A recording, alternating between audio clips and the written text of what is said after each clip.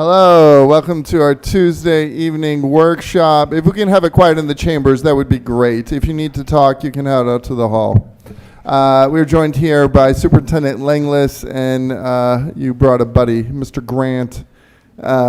Please kick it off, and if I can have counselors hold their questions until the end of the presentation, that would be great. So we shared this slideshow with you last week, but I did make a note on here that information is subject to change. We are still very much at work, and we still have new details coming to us as time elapses. After this got sent to you, we did have a meeting last Wednesday night where more work was done, and we have more meetings coming up. Just want to share a little bit about the budget process. The budget starts quite early, and then we get working through it. And what I bring to the school committee in early March is what we call the superintendent's edition or version of the budget.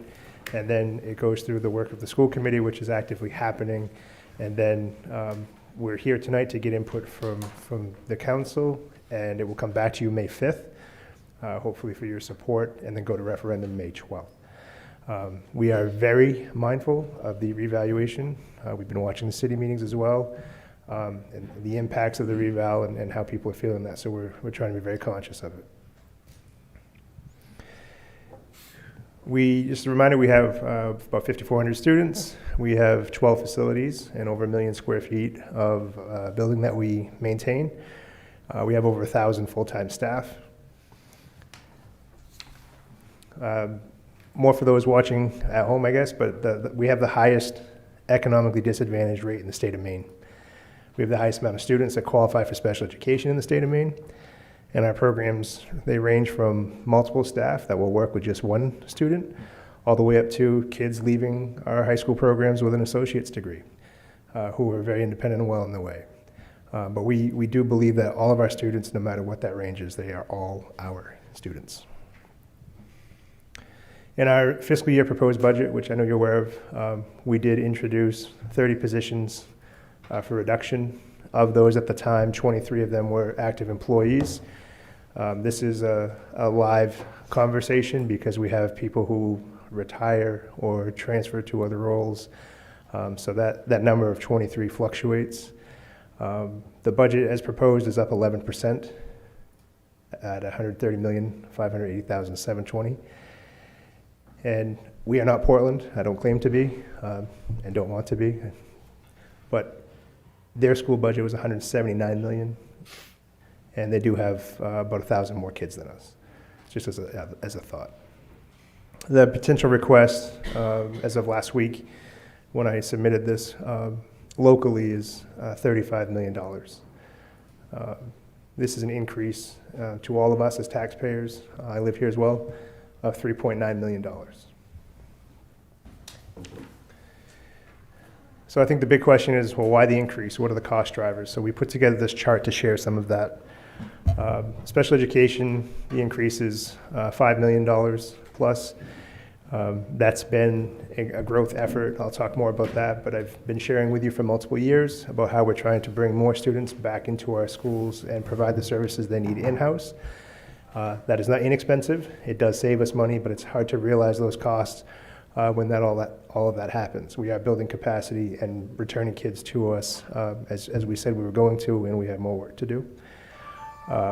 Transportation-wise, we've had some cost overruns in the current year that are now actuals for us, so we've rolled that in, but we also have a new multi-year contract with our transportation provider.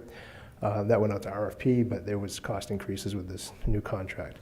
We are hoping the service is better and we don't have to cancel rides, but there is an increased cost there of $2.5 million. Utility-wise, our power bill is up. We have a multi-year contract for that. That also went out to RFP. It changed end of December, and that's a $742,500 increase in something that didn't increase what our abilities are, but it does increase the cost. Workers' compensation, that is up significantly. You can see that it's 112% increase at $1.693 million. We're working on that really diligently. We've been working closely with city staff and trying to figure out what other options we might have. I would like to see that number come down, but we don't know if that's possible just yet. Health insurance, it was up 14%. We actually budgeted 15%. We did find out late Friday what our rate is. There'll be some savings there that we'll be able to share. It's substantial, but not in the millions. But there is a savings there. Salaries, all combined, is a 6.5% increase. Those are contractual obligations, collective bargaining agreements, things of that nature. Those are not the only things that are up, but those are our big ones. And then I get asked, well, why the reductions? And so when we worked with our controller, Adam Hansen, who's behind me, he's very detail-oriented and doing projections of the budget and rolling things over and going from every single position that we have in a listing, do we need it, do we not, with our management team. It was a $6.5 million increase locally. And that wasn't something I even wanted to bring to the committee. So we had to look at some difficult things. We looked at unfilled positions. We looked at maintaining classroom and student support roles. We looked at the entirety of our system and positions by school, because each school has different levels of need. And we worked our best to bring forth something that, as an educator, I'd like to have it all, but the reality of the resources is we cannot. So the articles overall, you have a binder that has all of this in greater detail, but this just gives you a snapshot of the articles as they build out. Our budget built on these articles is based on the Department of Education coding structure, so that's why you see these different articles. And when we go to referendum, the article amounts are part of the warrant article that you'll be able to see the numbers where they land if approved. And in this, you can see, again, these are the numbers from about a week ago, different areas, regular instruction all the way through, and adult education at the bottom, which has remained almost flat. It's a different visual of a very similar grab of where the money goes. And so the larger blue slice is regular instruction. So that's teaching, learning, staff, teachers, ed techs, things of that nature. Article 2 is special education specifically. So that coding has a different setup, so we can track that. And then you can see the other slivers that are much smaller, moving through each article all the way to the smallest being adult ed.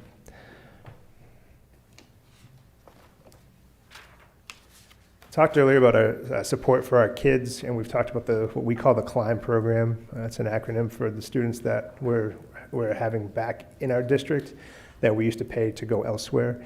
That's happening right now at McMahon in one of the wings, and as we predicted 2 years ago when we started talking about bringing these folks back in and building out a space to do it, we would exceed that wing area.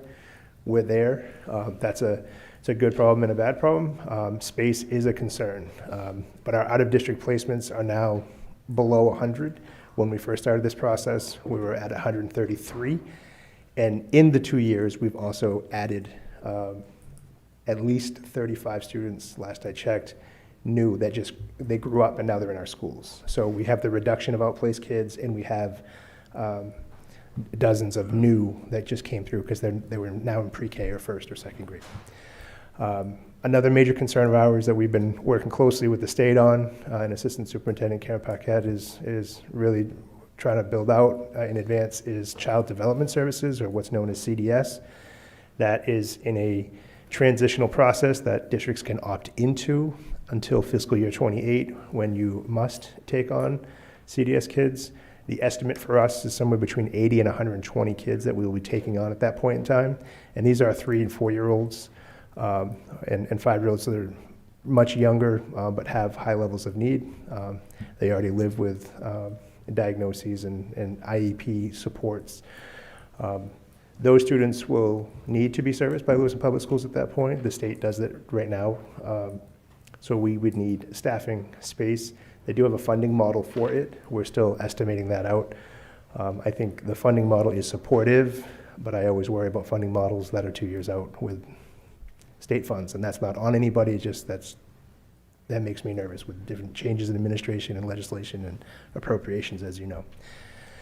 I do have a refresher slide that shows what we talked about. So this was back in 24, 25. We talked about starting in a small space, investing some money. Again, these do have cost increases tied to it. And in the middle part of this slide, you can see years 2 and 3, which is where we're at. We're in the middle of that. And our goal was to grow in-house programs by 60 students to 300. We are on our way. We're close to that. We're mid 200s right now. And there's some movements in and out, but we should hit that 300 number in that 27 year next year as part of our goals. That's a good thing in that it deflects cost, and that's a hard term to throw around because it's not inexpensive. However, we've done estimates on what would it cost if these students went to school elsewhere and we paid their tuition and their transportation far away, some of them, and the level of need, and we are saving millions of dollars with this effort, but I need you to understand it does cost millions of dollars to do. And then as we look at years 4 and 5, so a year from now, we'll be talking about CDS coming online. Our enrollments have stayed steady or grown, and also more and more construction projects being completed that might generate more families for our community. And so when we look at space, not just as it relates to child development services, the projection of growth of enrollment and other factors, we're out of space at McMahon right now to grow that program much further. So we'll have to have that tough conversation. I know at times 287 Main Street comes up. We are working hard on grants for that. We did ask for some funds locally around that project. One of the ideas right now that we've written some grants for, again, this preliminary, is just to look at doing 6th grade hands-on type projects or spaces, so we can really try to engage kids that we're losing in that early middle school, late elementary level. And if we can do that, we can move some 6th graders out of some elementary schools. This is not built out perfectly yet, but that would create space for CDS students. We have been working with an architect on some concept plans, and we should have that available pretty soon for everyone. So there's a plan out there that is working in a direction, still needs to be more formalized. I mentioned this already, just as we look for those grants and those dollars, we're trying to find a way to get funds to support the effort locally without asking our local taxpayers for all of it. We continue to do that.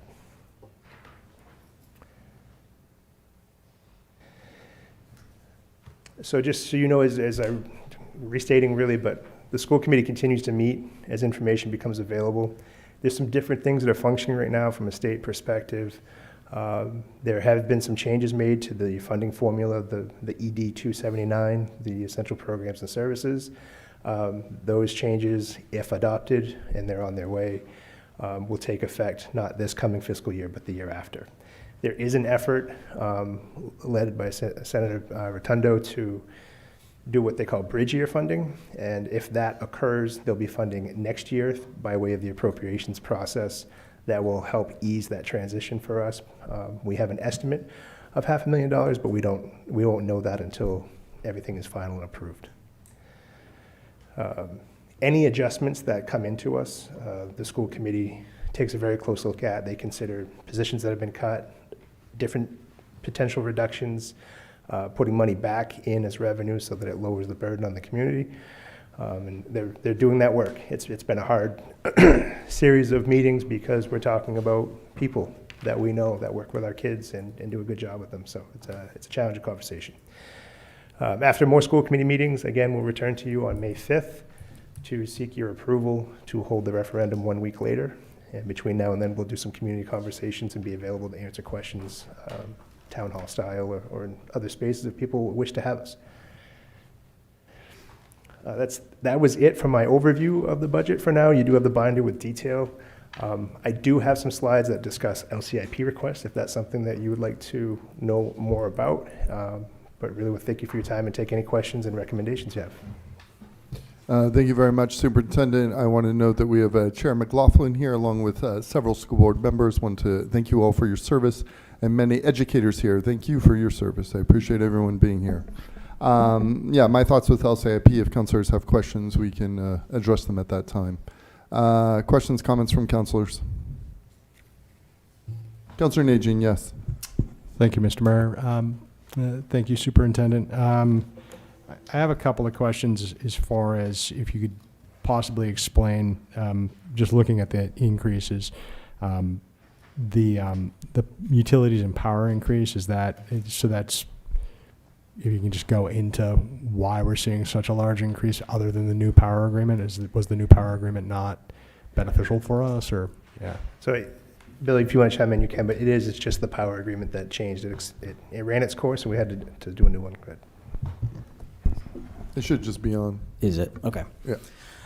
So the new power agreement, you probably saw in the city, your power might have went down. We had a really good rate over the last 5 years, so we were paying like around a little over 5 cents a kilowatt, and the new contract went up to a little over 10 cents a kilowatt. So that's why we saw a pretty significant increase on our side. We have talked to other districts around the state, and actually Adam and I were just at a conference on Friday. And that 10 cent range is actually what's the pretty competitive rate out there. But with us, we had a really good rate for 5 years, and that's come up. So, Can I just add real quick too? I think part of our intentionality of keeping a very lean budget, we were budgeting on actuals, and so when the power rate shifted, there was nowhere to put it, so it had to be an addition. I know that there are some budget processes where they project, but we did base our budget on actuals to try to reduce the cost here locally, but when you do that and then it jumps. Then you have no pad for it, right? But then you're also appropriating what you need to expend too. So the transportation costs, so we have a new contract with Hudson, and that's driven that up. But the growth in level of need, we were talking about students that are out of district. Is that correct? So there's actually a number of factors. One of them is McKinney-Vento, our homeless students. They have different qualifiers to get rides to and from our community, depending on their scenario. We do have some increased costs for special education transportation. Some of that is local, actually. Some of it is the kids that we're keeping here. But for instance, a kid who is now in first grade who we didn't have, but we now have, that requires a wheelchair ride. So there's added cost to some of those things. And as we have more and more students who have that level of need, we are seeing that drive it up a little bit. And could you just quickly speak to how many out-of-district students are attending LPS now, and how many we have out-of-district? Yeah, so right now we're just under 100, I believe. I don't know if Director Kraus is behind me there. I don't know if she's nodding or not, but I think last we looked, which was about a week ago, it was 98 students that were out of district, and we were, like I said, pushing 150 not so long ago. So that's an improvement.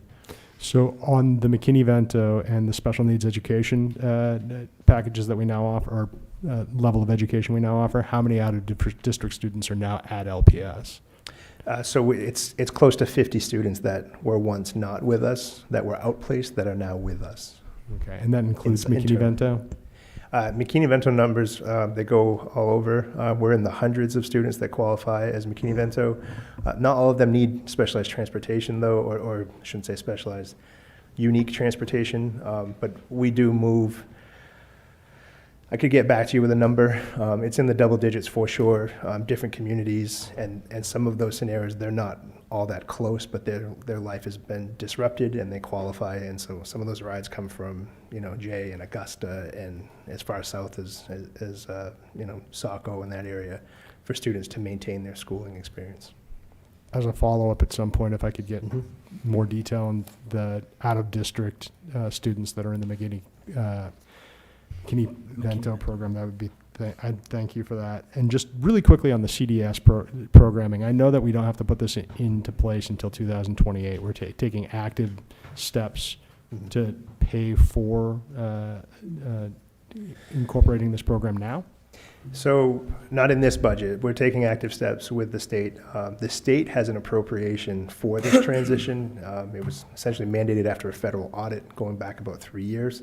They appropriated funds back then that are used to pay for students who have CDS services within a school district that is outside of the funding formula that we use for our subsidy. And so I do talk to a lot of other superintendents, well, what's your experience? How will this play out? And some superintendents feel like it's going okay.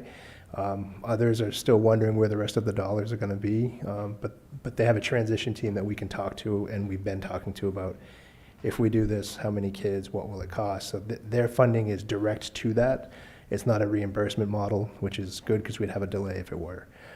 So we are not budgeting specifically for future CDS kids, other than our attempts at trying to figure out facilities and spacing and people's time to plan. But Gotcha.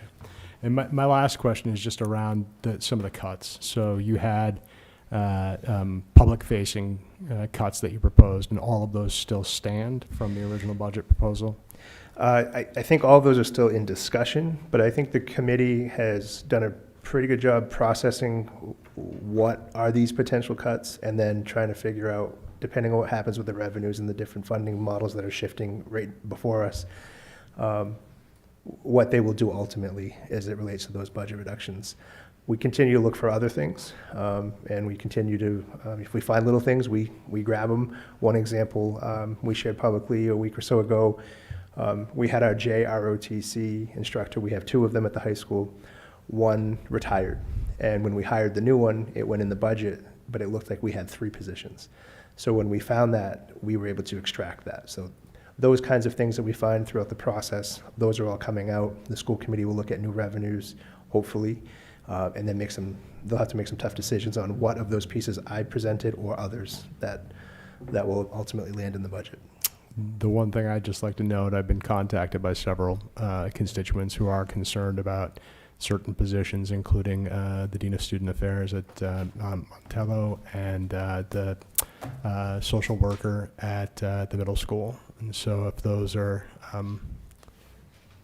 hopefully the school board is being contacted by people who have the same concerns. So Yeah. Thank you very much. Thank you. Further questions, comments from the council? Councillor Chittum, yes. Thank you, Mr. Mayor. There's been a lot of talk and action in Augusta about redeveloping or re-examining the school funding formula. Could you talk to your perceptions on how that's going, what you expect may be happening?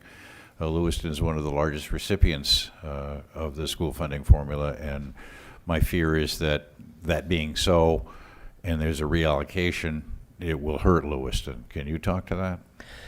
Yeah, I think the biggest one right now is that the funding formula has not had a substantial change since 2005.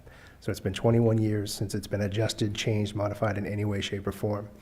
A few years back, we had an adjustment that was put in place for COVID that changed one of our adjustments, and they found that correction and they peeled it back. That was the year, I don't know if you recall, that we had a loss in subsidy. We've had a jump in subsidy as of late. The latest legislative language will, it's attempting to, again, if passed, adjust the increaser or the factor to multiply those who qualify as economically disadvantaged. It's a 0.15 factor currently. They're looking to move that to a 0.38 factor if the language stands. There's also language in there about special education caps. I'm actually a little concerned about that. The state has I want to dive into this too deeply, or I can, I guess, but the state has an arbitrary line of 15%, saying essentially that 15% of your population will need special education, so here's your funding. Well, we have more than 15%, and so when they cap it at 15%, it's not helpful. So what the state has done, at least through the Department of Education and Appropriations, is send out what they call either hardship funds or high-cost adjustments. And so we've been a recipient of those high-cost adjustments, and it ranges from $2 to I think as much as $748,000, if I'm remembering correctly. That was a multilingual adjustment. That was on the bigger end. But some of the language proposed, if they take the full adoption, takes those hardship funds and either caps them or potentially removes them. So the adjustment from 15% to 17% could be beneficial, but if they put in an arbitrary cap over a percentage or a hardship fund, we might land flat as it relates to that. However, the economically disadvantaged adjustment will benefit our district a great deal, I think over $1 million a year. Thank you. Do you have any guidance for the council as a whole or individuals in the city to talking points that we can address our legislators? There's a work session Wednesday on LD 2226. If you can make a push to support that, I do think that would be beneficial to our community. But I would also push really a larger conversation about the essential programs and services formula as a whole. We've picked up on some things that we've asked questions about that we find challenging. For one example, we do main care billing, just like outside organizations do for our kids who qualify that have high level of need, and they have to qualify in other areas. But when we do that billing, there's a factor in the formula that calls that revenue, and it takes it out a year later once it's been audited. And it's Adam was able to find almost a 1-for-1 removal of those funds. And so it's hard to put the money in up front to do the work, do the main care billing for what qualifies, and then have it deducted from your revenue in a year or two. So I think there's a lot of room in the essential program and services to look at some modifications that would benefit. We are a large receiver, but I also know that we have a high level of need. So if you could continue to push on anybody who wants to do more work with the essential programs and services, I'd love to see it look like the CTE model, where it's you do this thing and it costs this much based on your regional costing, and that's why we're going to give you this much money to do that. And we don't currently have that model. You want to add, Bill? Yeah, I just want to, I was at the conference I had referenced earlier, and MEPRI was there doing a presentation, and they obviously did the study of the ED 279 along with the Department of Ed. And one of really the two pieces that they were looking at would benefit almost every district. There was one district they said that would have a little bit of a loss, but we were not that district, I can tell you that. And ultimately, again, they're just providing data and how this becomes the most equitable formula they can have. And what they presented, so if you have a chance to look at what MEPRI put together, it would, I believe, it would benefit Lewiston quite substantially. Federally, I would say IDEA, which is essentially special education law, has never been fully funded by the federal government. If that was fully funded, we would not even be having these conversations. Thank you. Councilor Harmon? Thank you. And yeah, just to add to what the superintendent was saying, the bill to revamp the education funding formula, it wouldn't take effect until the next budget year, assuming it does pass.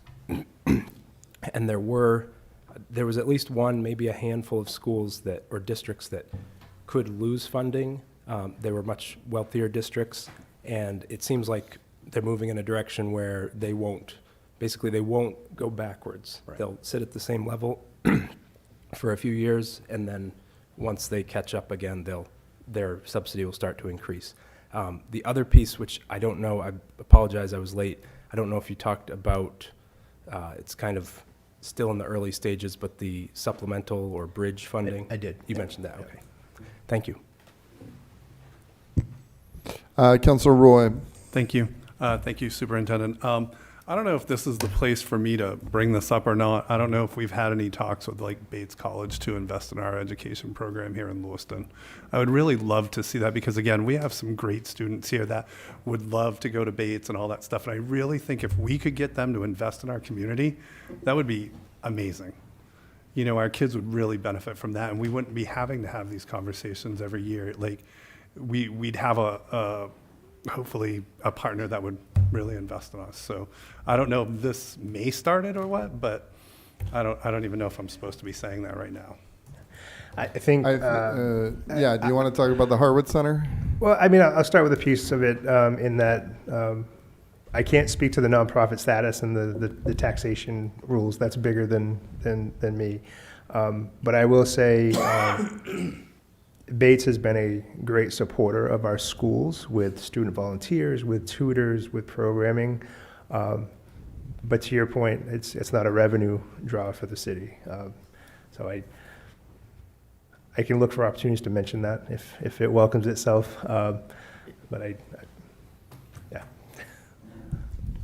Yeah, I mean, I just wanted to add through the Harwood Center, there are many, many students who participate in Lewiston students' education, and they're doing real work, and yeah, we're grateful for that. Further questions, comments from councilors? Councilor Najin, back to you.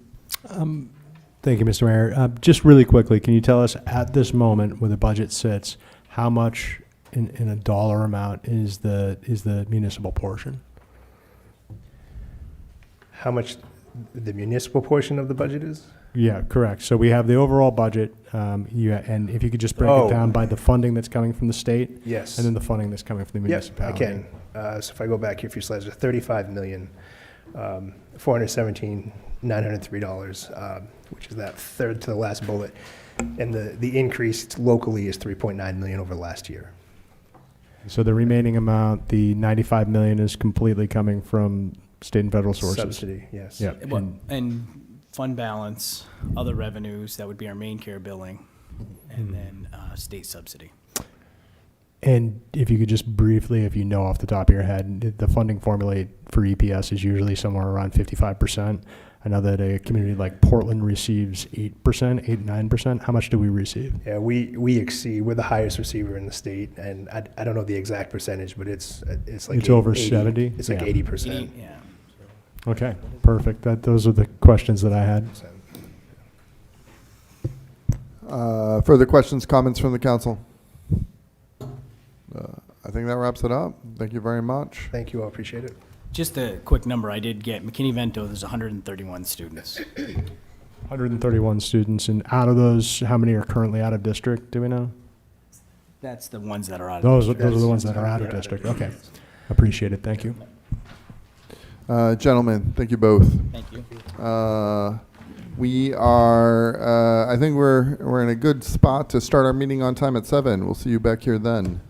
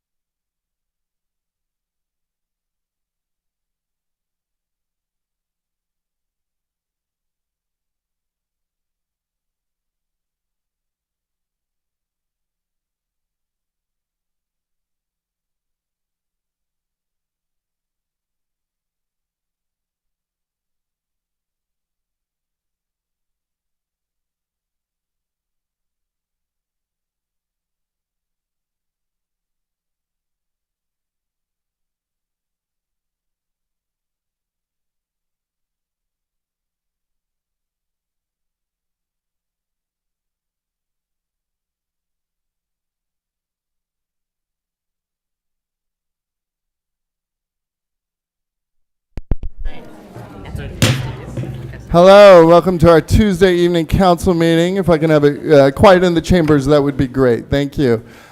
We thank you all for coming. We're going to kick things off with the Pledge of Allegiance. And we are absolutely honored to have Elsa Delario, who is the NESCAC Player of the Year here, and she will lead us in the Pledge of Allegiance.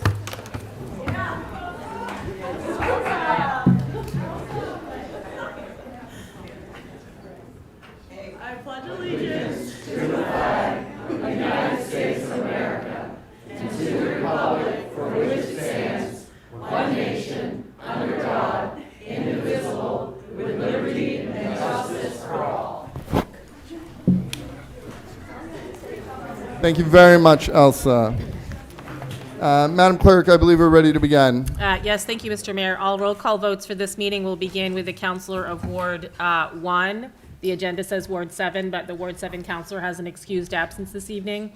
So we'll move on for the counselor for Ward 1 for roll call votes. Thank you, Madam Clerk. Thank you.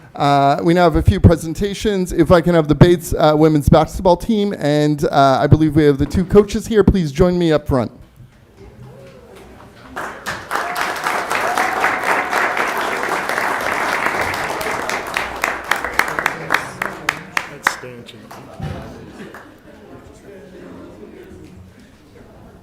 Come on down.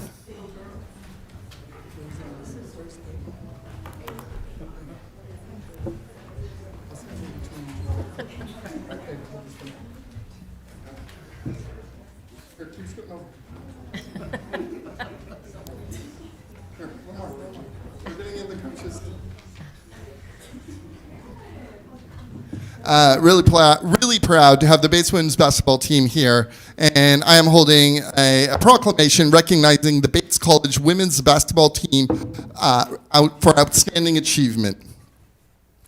Whereas the Bates College women's basketball team achieved an historic 24-4 record during the 2025-2026 season, the most wins in program history.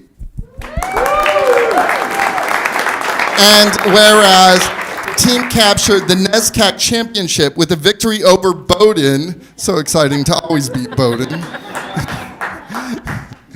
and advanced to the NCAA Division III Women's Basketball Championship Tournament Sweet 16 for the fourth time in program history, and whereas the team demonstrated resilience and determination throughout the season, including a remarkable comeback from an 18-point deficit to defeat Smith College, always happy when we beat Smith, in overtime during NCAA tournament play, and whereas head coach Allison Montgomery and her coaching staff were recognized as NESCAC Coaching Staff of the Year, with Coach Montgomery also earning the New England Coach of the Year honors and recognition as a finalist for the National Coach of the Year.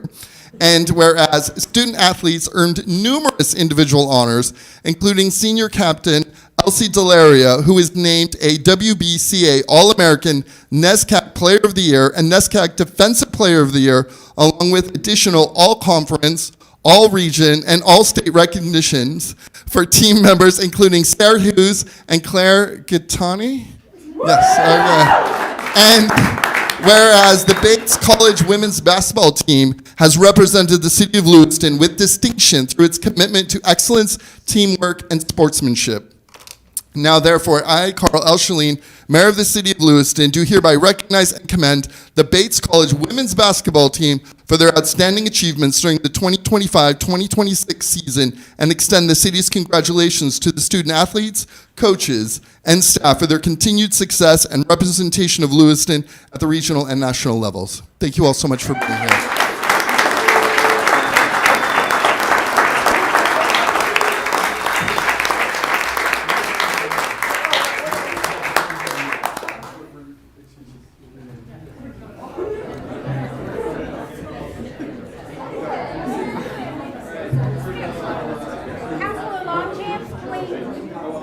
Hey, Joe, are you good? Can you see Councilor Longchamp?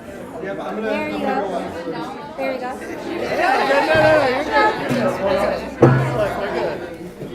Ready? Everyone look at Joe. There you go. Can we get it? Joe's done once. All right, here we go. 1, 2, 3, 4. Excellent. One more over here. Got it? Yep. Okay. Here. 3, 2, 1. 3, 2, 1. Good.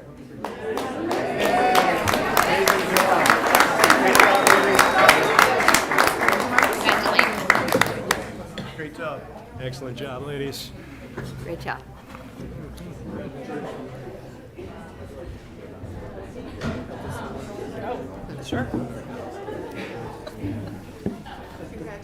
We now have the Bates College swim and dive team here. If the members could please join me here at the front. When you can. Maybe they'll give us a diving board.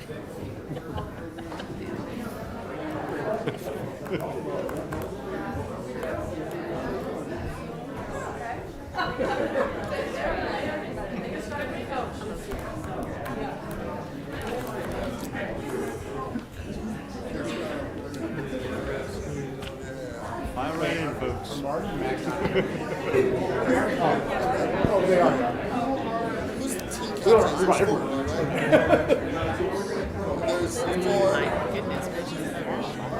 a team captain?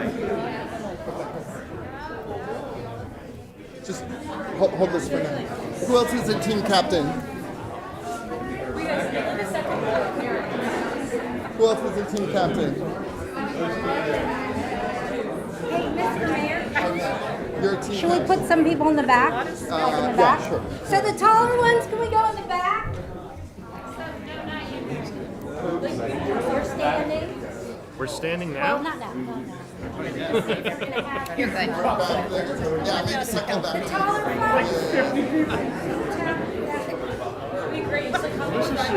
We're not the. Some of you head to the back. Keep going. Keep going. Oh, you're just sending a few people back. Like you're, okay, yes, you do. You're gonna keep going. But I need to. Like there's a loud car.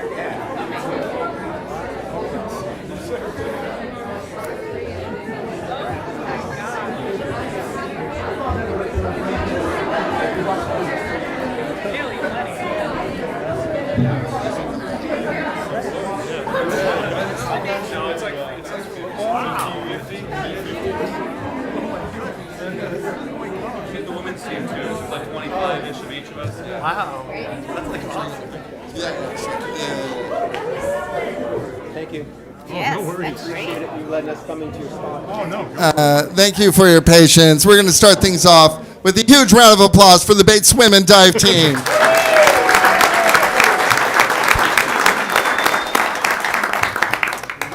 So yes, I have a proclamation recognizing the Bates College men and women swimming and diving programs for outstanding achievement. Whereas the Bates College men and women swimming and diving programs have demonstrated exceptional athletic excellence during the 2025 season, achieving historic success at both the conference and national levels.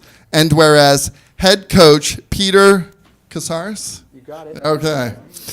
Was named the 2026 NCAA Division III Men's Swimming Co-Coach of the Year, and along with his staff, was honored at the NESCAC Men's Swimming Coaching Staff of the Year, reflecting outstanding leadership and program development. And whereas the Bates men's team achieved a program best sixth place finish at the NCAA Division III Championships, highlighted by the program's first ever relay national championship in the 400-yard medley relay. And whereas student athletes include Marich, exactly, and Max Corey earned national titles and multiple All-American honors, with Marich setting a NESCAC record in the 100-yard breaststroke and Corey becoming the most decorated men's athlete in Bates history.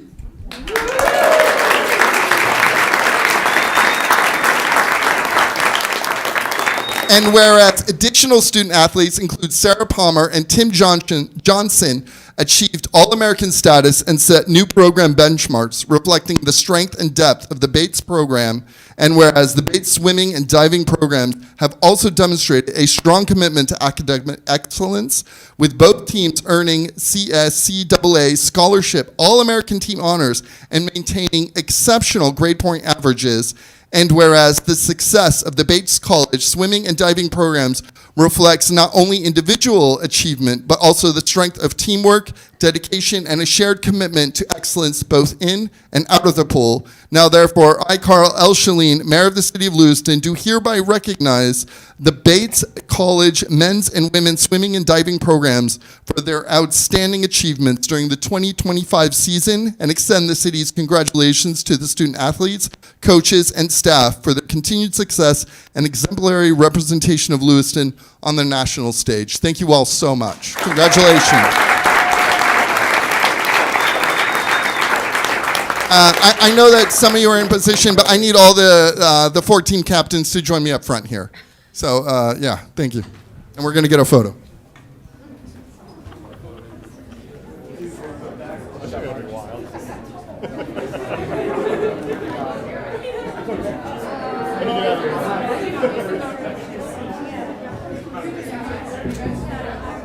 And on our chair.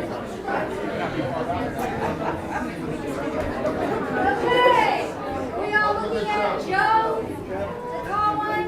Can everyone see me right here? Okay, on the count of 3, 2, go Joe. Go. All right, we took a bunch. Okay. One more. 3, 2, 1. 3, 2, 1. Good, thank you.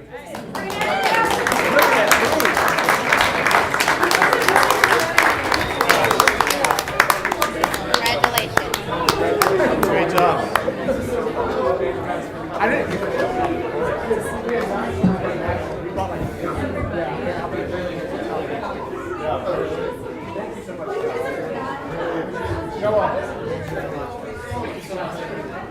Could you just email me these? Like, yeah, both women. Yeah.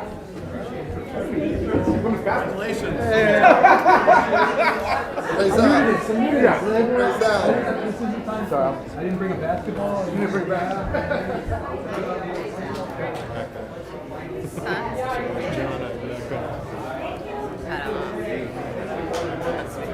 Hopefully not giving us a Presentation.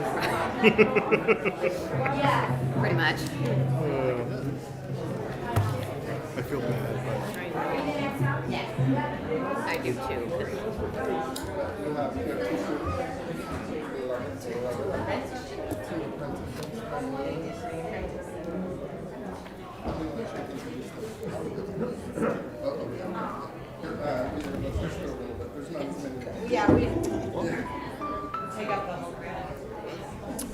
Really appreciate Lewiston's adult education here. We have Razel, and we also have Jen Tyner here, the director.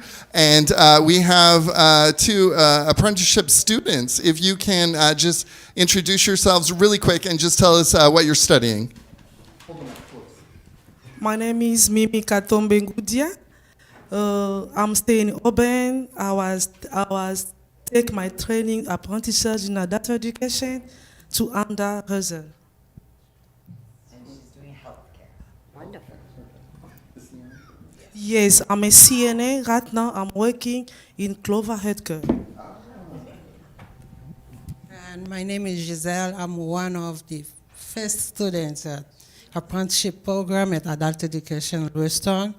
So I finished there. I started as a student to learn English, and then from there I went to CNA program, and then phlebotomy, and then after that now I'm doing my ISET for nursing to go to nursing college, and then now I'm working for Span Weeks as a CNA looking for adults with intellectual disability. A huge round of applause for these 2. Thank you so much. So this is a proclamation celebrating National Apprenticeship Week. Whereas National Apprenticeship Week annually raises awareness of the vital role registered apprenticeships provide in meeting critical industry workforce demands. Registered apprenticeship programs develop the highly skilled workforce that employers need and create pathways for Americans to catapult into in-demand, high-paying careers. And whereas registered apprenticeship programs are industry-driven, high-quality career pathways that enable employers to develop and train their future workforce. And individuals can obtain paid work experience with a mentor, receive progressive wage increases, classroom instruction, and a portable, nationally recognized credential. And whereas the City of Lewiston recognizes the urgent need to prepare and maintain a highly skilled workforce that can meet the current and future demands of the industry we serve and fortify our economy. And whereas the City of Lewiston recognizing the pivotal role educators, school counselors, and educational institutions serve in not only bringing awareness of registered apprenticeship opportunities to students and parents, but also serving as training providers, program sponsors, and intermediaries. And whereas Lewiston Adult Education has demonstrated a strong commitment to workforce development by expanding access to education, supporting career pathways, and partnering with employers to connect residents with meaningful training and employment opportunities. And whereas registered apprenticeship programs are uniquely able to meet the changing demands of the City of Lewiston's economy. Now, therefore, I, Carl Elshelin, Mayor of the City of Lewiston, do hereby proclaim April 26th to May 2nd, 2026 as National Apprenticeship Week 2026 in the City of Lewiston, and call upon stakeholders and partners to recognize the value of registered apprenticeship and to promote awareness and expansion during National Apprenticeship Week. Thank you so much for being here, and congratulations.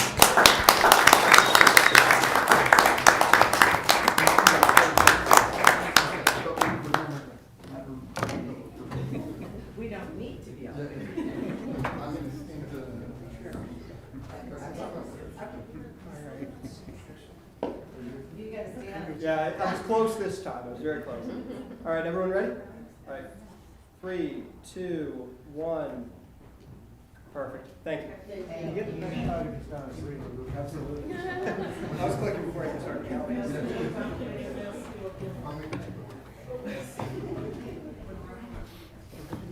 Yes.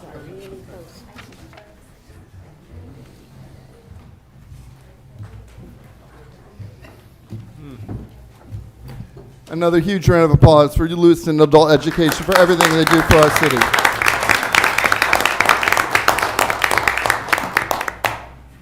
Madam Clerk, I understand we have minutes.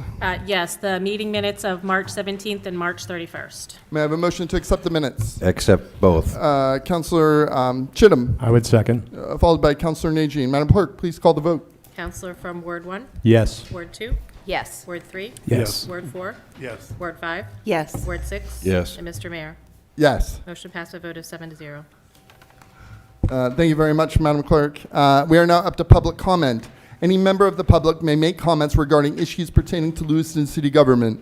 This period is reserved for non-agenda items. Public comment is also allowed during individual agenda items. Public comment is limited to 3 minutes per person. Please state your name for the record and please indicate if you're a Lewiston resident. Per our council rules, this period is reserved for Lewiston residents only. Because this is the business meeting of the City Council, all questions should be directed to the mayor, who will ask staff to follow up at a future time. It is illegal for the City Council to allow comments related to personnel matters. All personnel complaints should be made directly to the City Administration Office. And then I also wanted to note that we will be having a budget hearing, so anything pertaining to the budget will need to wait for that agenda item. I think it's number 7. Andrew Jones, Ward 2.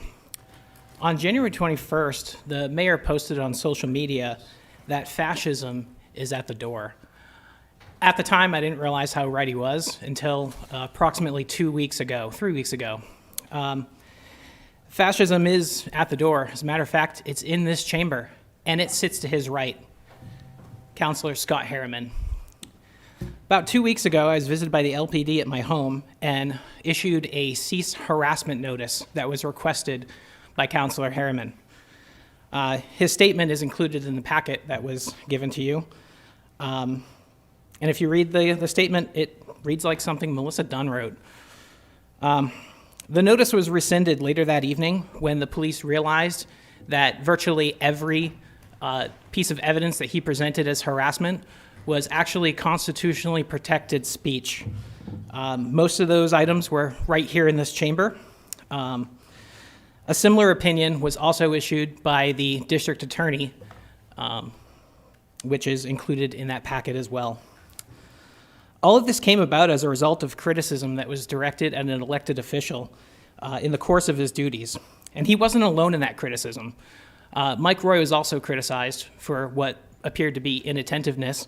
The difference is that Mike Roy and I had a good conversation about that. He explained why he appeared the way he was, and I thanked him for it. I apologized, and we've been tight ever since. However, we didn't get such a consideration from Scott. He acted just like he is now, doing whatever it is that he's doing. He's not just ignoring me, but he ignores the rest of the public as well. Scott attempted to shift the blame for increased security in this chamber on me and my wife. Funnily enough, I cannot think of any time in our years of participation here in this chamber that the police were required to intervene in something we were involved in.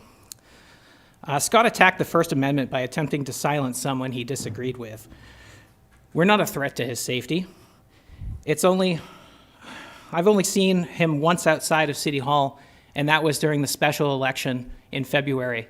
I walked up to him, I shook his hand, and I wished him luck. I don't understand how that could have been considered threatening, but it's in the packet as something he claimed to bother him. He doesn't belong in public service if he can't handle criticism. I'd call for his resignation, but I don't think he's going to resign. And if a censure meant anything, I'd ask the council to consider that too, but he's got 2 so far. Maybe he needs a punch card for censures, I'm not sure. I think this council needs to consider whether or not a person with zero respect for constitutional rights of others should even have a seat at that dais. Thank you. Further public comment?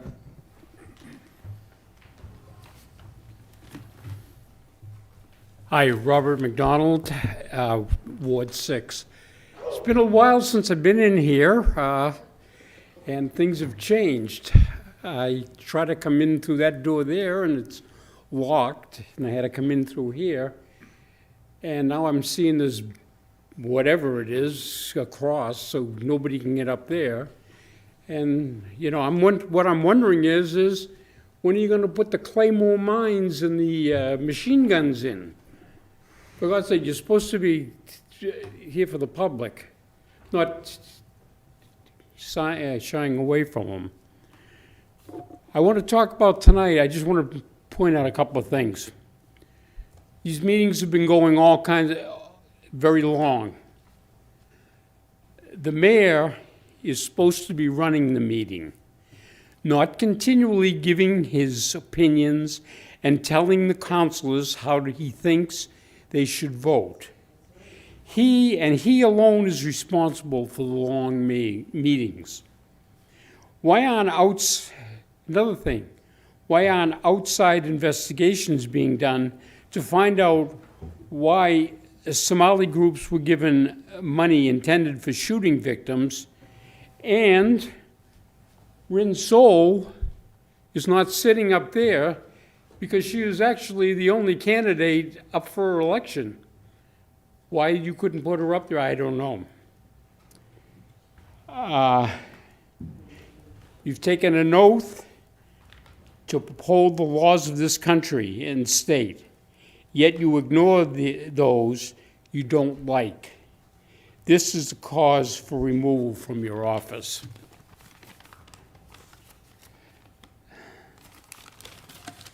A majority of the Lewiston residents would like ICE to remove those who should not be here.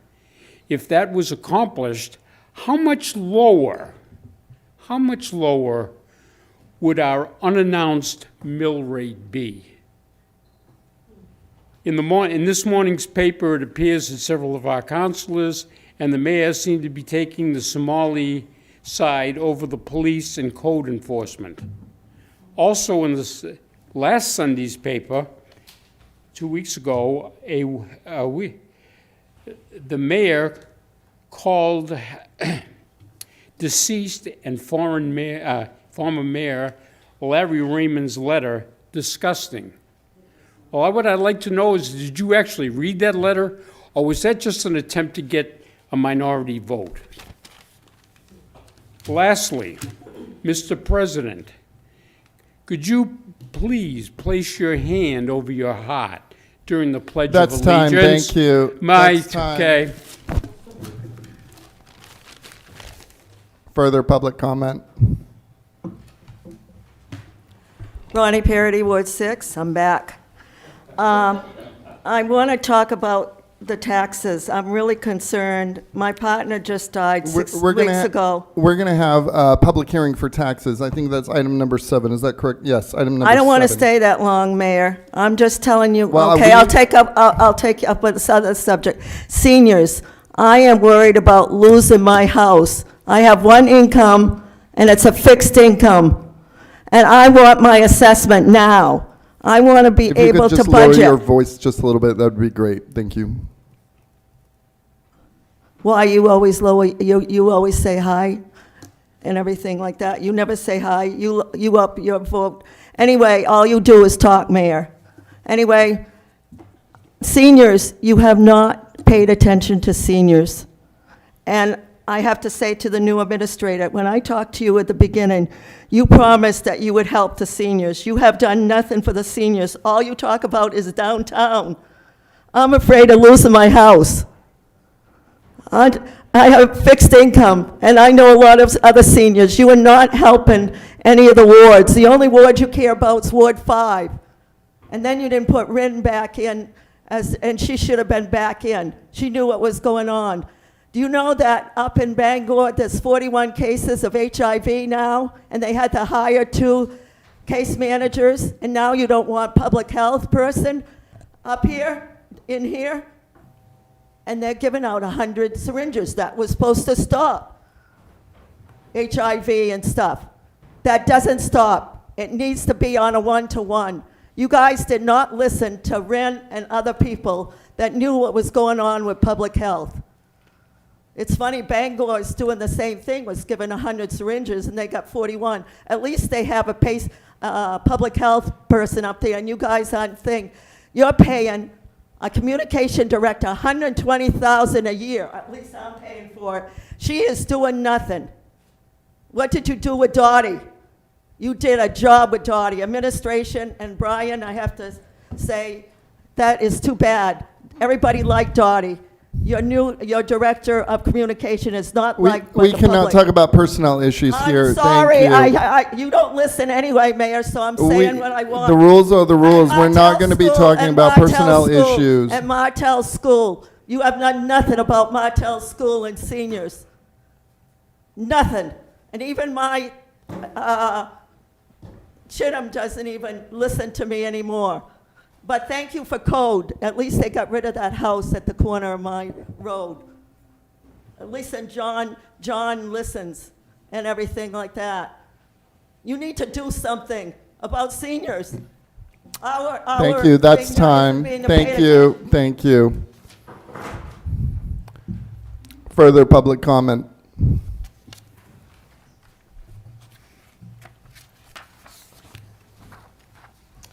I'm Rin Sol, Ward 5. And I'm going to try to be real civil here. I'm here because yesterday morning my life changed in a nanosecond. While I was simply going about my day, I was stuck by a dirty, bloody syringe. I have now spent the last 24 hours asking myself who was to blame for this. Is it me? Absolutely not. Is it my employer? Nope.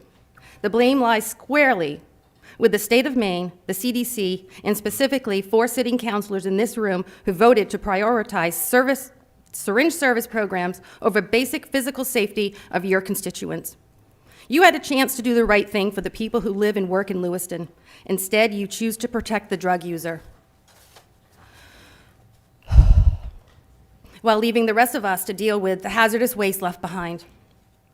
Right now, I am living a nightmare. Do I have HIV? Do I have hepatitis? I don't know, and I won't know for 6 weeks. I am the one who has to go through the testing, the anxiety, the medical protocols, because of a policy you all supported. How many more victims have to stand in front of you before you see what you're doing to the city you swore to protect? The irresponsibility you are displaying on behalf of Lewiston is unacceptable. We deserve better. I'm demanding today that this council revisit the needle exchange policies and implement immediate aggressive protocols for public cleanup and disposal. Stop protecting the syringe and start protecting the citizens. One person can receive up to 700 needles a week. How many clients do they have? I don't know. Let's say 200. That's 140,000 needles a week. Do better. Further public comment?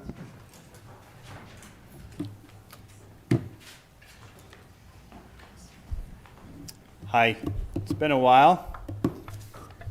My name is Adam Jones. I live in Ward 2 now, so you'll probably be seeing lots of me.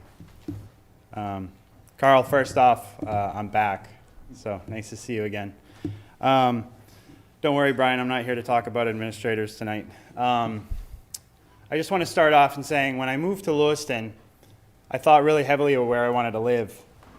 I wasn't even sure if I wanted to come back here.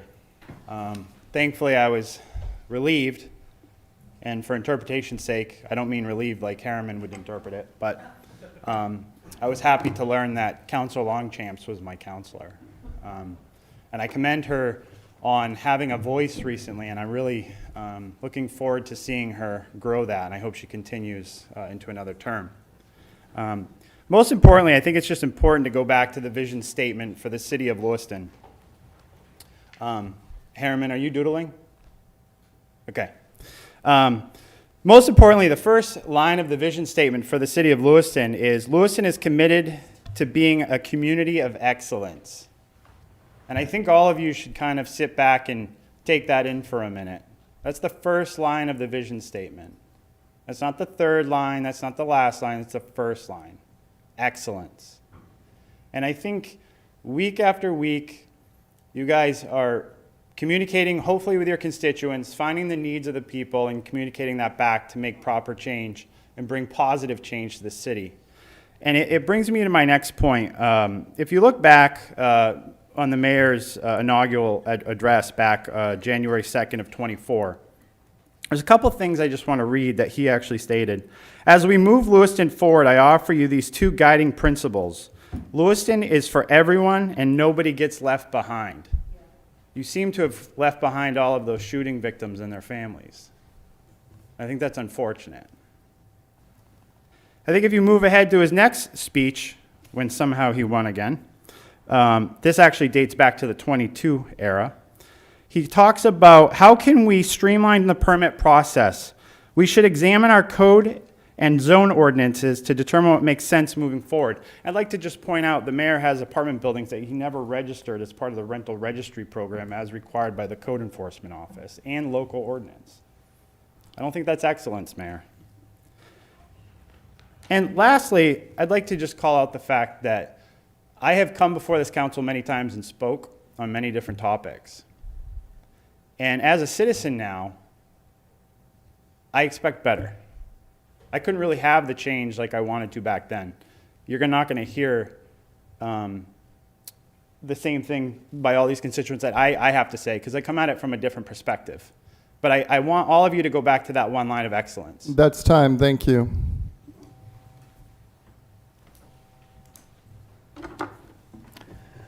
Matthew Agron, Ward 4. Hello, members of the City Council. I stand here to thank you all publicly for making the correct call on March 17th on item 11. The only feedback I will give is to an idea that was spoken by Councilor Eugene, saying public comment emails don't need to be responded to. My response is, if they're not responded to or put up on the city's webpage, how do we even know they've been received? After all, Councilor Harriman, not too long ago, found out that he was not receiving comments from the public due to a systems failure. So, and as we're now building the Lewiston Wall to keep the citizens and taxpayers of Lewiston from being able to directly interact with you here in the council chamber, I assume you'll be setting up watchtowers soon with armed guards like they did in East Berlin? And then we have this elephant in the room. We had a counselor file harassment charges against members of the public who've come here to challenge him and call him out. Councillor Chittum, I have to ask, should I be expecting the same? After all, before the 317 meeting, I did knock over your nameplate. And let's be honest, I have called you out from here and asked you to resign as council president for your words on the charter, that if you knew what was in it, you would not agree to follow it. As we both agree words have meanings, we've come to understandings on things, I hope. But it's not just Councillor Chinham. I'm pretty sure I've annoyed all of you up there at least at one point or another. Well, maybe not Councillors Noble and Martel because they're new, but I'm sure I'll get to them eventually. Yet, I've spoken to both of them outside the council chambers. Yet, after these harassment charges were served and then reversed by LPD, when they figured out the claims of harassment were from public interaction, not so while serving as a public servant, so that would be a false claim. Is it? And didn't you all wish that LPD did not have any option but to follow the law? So should he not be charged with filing a false report? And I ask you to consider censoring him again for this act as a way of saying none of you support his method of silencing critics of you. Thank you for your time.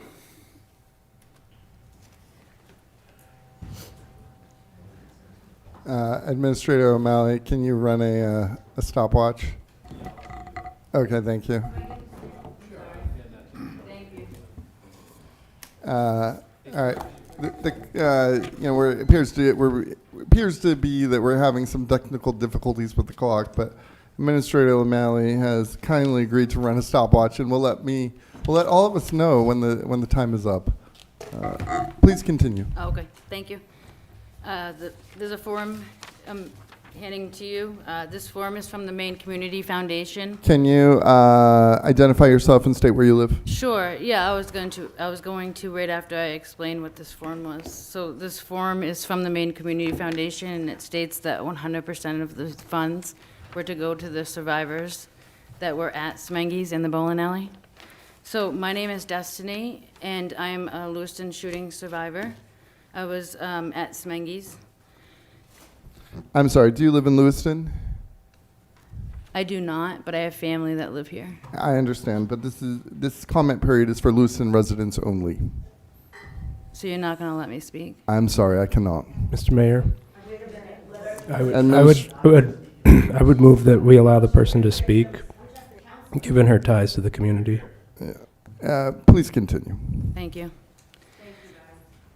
Survivors and victims' families did not request the city's council's assistance in addressing their needs. Instead, our focus has been on seeking accountability for the $1.9 million awarded to 29 nonprofits that were not at Smengi's or the bowling alley on October 25th, 2023.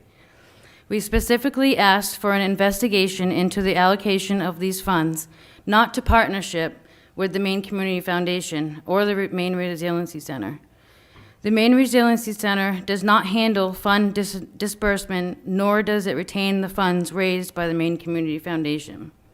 It is worth noting that the Maine Resiliency Center is the only nonprofit recipient of $65,000 from the $1.9 million, which was specifically designated to aid survivors like us and has been providing ongoing support to survivors and families. Given your current partnership with the Maine Community Foundation, it seems reasonable for you to ask the Maine Community Foundation to return the $1.9 million to the victims and their families. While we cannot undo what happened the night at Smengi's or the bowling alley, we cannot erase the fear, the loss, or the trauma, but we can demand accountability. We can insist that when money is raised for victims, the victims come first. I escaped through the kitchen of Smengi's. Others didn't make it out at all. The least we can do now is ensure that their names and the support promised in their honor are treated with the fairness and transparency and respect. Thank you. Thank you. If individuals here could please silence their cell phones, that would be great. Further public comment? My name's Brian LeClaire, actually, comment all I have is for you, Carl, Celine, the mayor. We had a talk that I had something positive that I had to offer that I would propose, and at this point, after what I've heard today, I'm going to hold on to that until some officials are done with their term. Thank you. Further public comment? I'll be super quick. Lisa Jones. I live in Ward 2. I own a business in Ward 7. It's right on East Avenue, and I drive East Avenue daily. And I just want to publicly mention the contrast between the site where the Gendron buildings are being built, and they went up speedy, and we're going to have people living in them before we know it, and the vacant lot at the other end of East Avenue where we tore down a building 2 years ago, and there's been zero progress. And I think it's very interesting that one is private construction and one is government construction. And I also think it's very interesting that Lewiston Housing Authority never has anyone around to talk about it. That's all. Further public comments? Public comment is now. My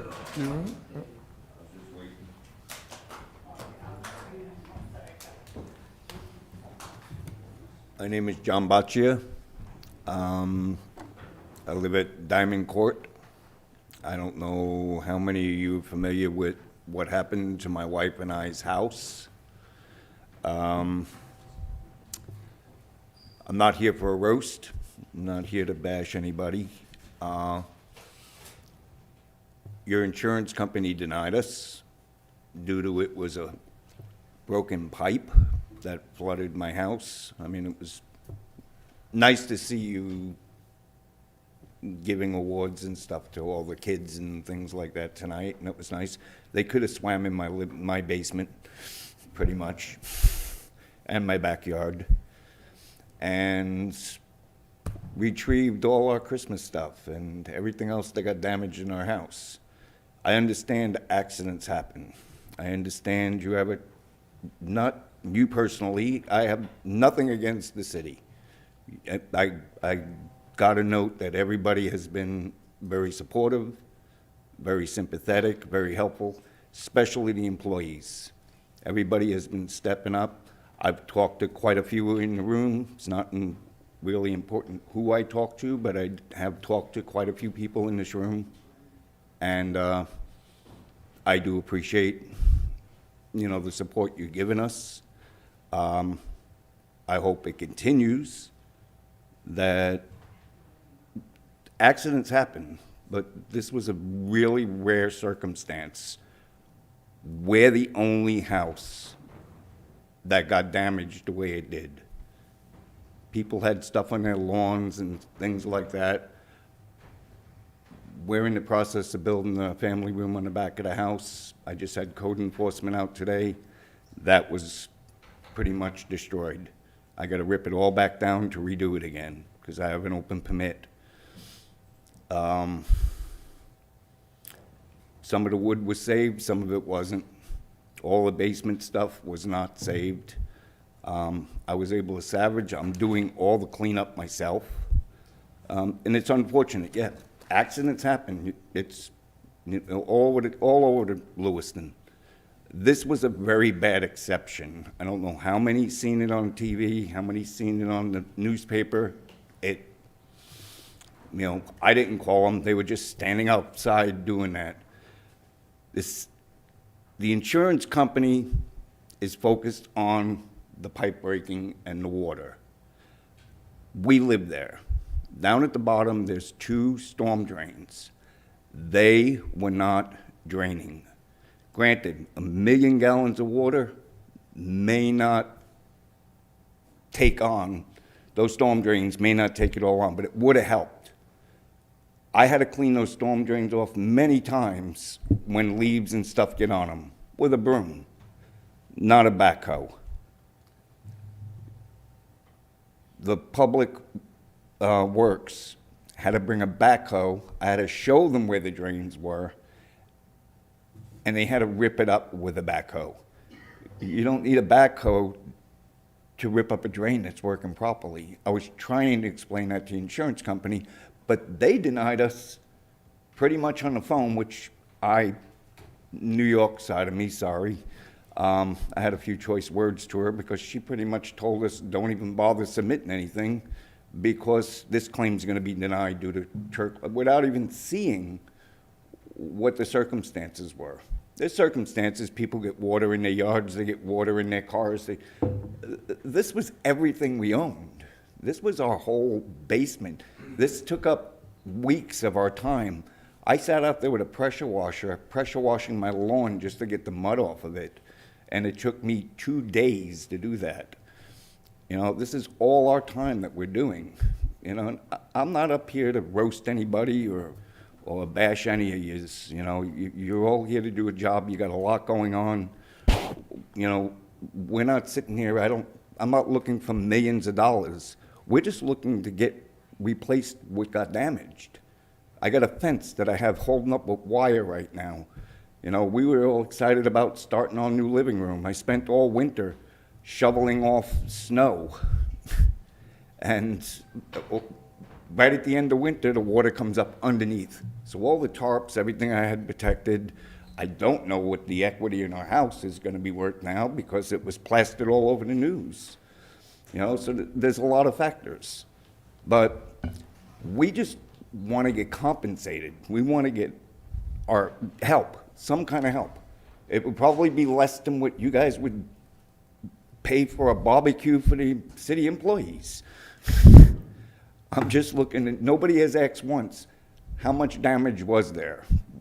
What's your list? I got a list here, but nobody's ever asked for it. Not the insurance company. They knew before the water even finished draining that they were denying it. Our insurance company, they said it didn't happen on our property, so they weren't gonna cover it, and they said we didn't have flood insurance. I don't have volcano insurance either because I don't live near an ocean, I don't live near a volcano. I didn't know why we would need flood insurance. So I don't want to take up your time. I do thank all the people that have reached out to us and talked to us. You know, the city has taken responsibility for this, and for the people that have talked to me, they have taken full responsibility. You did drain our basement to a point that they could. I still had to drain a lot more. But I just hope that a little humanity, that you do the right thing. You know, there's times to sit there and there's laws to put in place to protect and stuff like that. But it doesn't hurt to be just humane and do the right thing to help one house. One house got really badly damaged, and you've seen it. Thank you. You all had to see it. So anyway, thanks for your time. We'll I be back in appreciate touch. We'll be back in touch with you, sir. Thank you. Okay, good luck to you. Further public comment. Hi, my name is Nicola May. I'm a Ward 5 resident. I really hate coming up here, but if not me, then who? There's a couple things I just wanted to address and propose to the city. Lately, there's been an online blog coming to a place of worship and harassing the people that are going there to worship.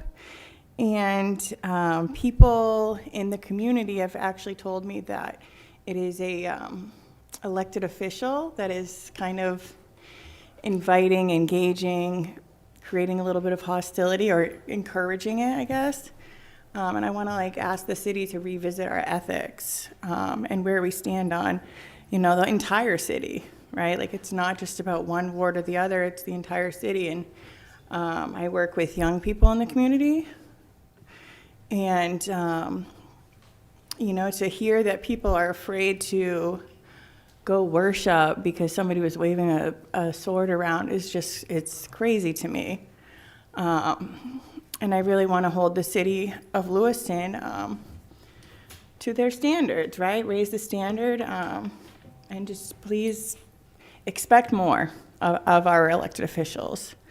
And the other thing I want to bring up is, I'm a person that is in long-term recovery. I work with people who are in recovery as one of my jobs, roles in the community. Nobody likes to see syringes, right? Nobody likes to see it. They're ugly, it's gross. We don't want to see anybody's bodily fluids. But I will say, I've been in the trenches, as the young people call it, and I've seen what happens when people don't have services, like wound care, and it's just not a pretty sight. I've seen some pretty unimaginable things that like I wouldn't even say in a meeting like this. So I don't know what the solution is, but I know we can do better as a community. And that's all. Thanks. Further public comment? Public comment is now closed. Administrator Kainrath, I understand you have the administrator's report. Thank you, Mr. Mayor. Starting off to follow up on Councilor Longsham's resolution regarding the October 25th victims and survivors. We did, as promised, meet with the Maine Resiliency Center and talk about a process to survey the needs and identify the areas of assistance that are out there. So we had a good conversation with them, a number of meetings. We have discussed and entered into an MOU, a detailed timeline. If I can have it quiet in the chambers, please. Thank you. If you'd like to converse, please head to the hall. Please continue, Administrator Kainrath. A detailed timeline of the process will be forthcoming, but in general, we talked about a timeline of spring and summer, the MRC reaching out to those that they have in their contacts, and then doing an assessment and coming back with a full and final report to us by the fall of this year to then identify, again, the needs and areas of assistance for those victims and survivors. So I'll keep you updated publicly on the process going forward, and we will distribute the finalized timeline as soon as we have it to the council and to the public. Our revaluation process, our city assessor did host earlier this evening the first Facebook Live conversation where residents can directly ask him questions and get their questions answered regarding the assessment process. We'll have another one of these on April 21st from 5 to 6 p.m. You can participate on the city's social media pages. I also want to put out there residents can learn more about the reval process at lewistonmaine.gov/reval. In addition, we are adding 2 more in-person events with the city assessor. Public events, all are welcome to learn more about the reval process. The first will be on Monday, May 11th, 1:30 to 2:30 at the Lewiston Armory Senior Center, 65 Central Avenue. The next session, the 4th session, will be Monday, May 18th, 9 a.m. to 10 a.m., also at the Lewiston Armory Senior Center, 65 Central Avenue. And we are discussing possibly some additional events as well in other areas of the community, again, to keep getting the word out. An additional note, letters notifying property owners of new assessments will be going out the last week of April, so look for those in your mailboxes. I'd say the last week of April or first week of May. And this Thursday, we will be having a budget workshop, and I anticipate the discussion will largely center around, as promised, we would like to present some options for the implementation of the reval to lessen any potential burdens on residents. And we're also going to have some new information on our overall valuation and forecast and mill rates, and I will say this is relatively good news on that front. So we will discuss more of these options in depth on Thursday at our budget workshop. Lisbon Street, in our effort to create a vibrant downtown, we are going to be installing banners on all of the light poles, the decorative light poles up and down Lisbon Street. This spring, they're going to feature a variety of downtown Lewiston content to promote the city. My thanks to Lewiston Public Works. They're in the process now of procuring the brackets needed on the decorative light poles to affix these banners. And also thanks to them for getting these banners up in place. So we're looking at, hopefully within the next few weeks, getting those out. We're also working with LA Arts. They're going to have some of their own banners promoting the arts in Lewiston. They're going to be installed right in front of their building on Lisbon Street. So we're excited about some new things coming up in our downtown. Speaking of that, the Busking Festival for 2026, just some updates there. We have condensed some of the dates. We're going to be doing May 1st, May 8th, and May 15th on Lisbon Street between Ash and Main, 4 p.m. to 7 p.m. We did push the April date into the May calendar due to some concerns about very early season weather. You see the weather outside today. We're really only a week from what we were thinking, and so it was decided that May is a better month for outdoor events than mid-April and May. And so we're going to be, again, May 1st, May 8th, May 15th, downtown on Lisbon Street, 4 to 7 p.m.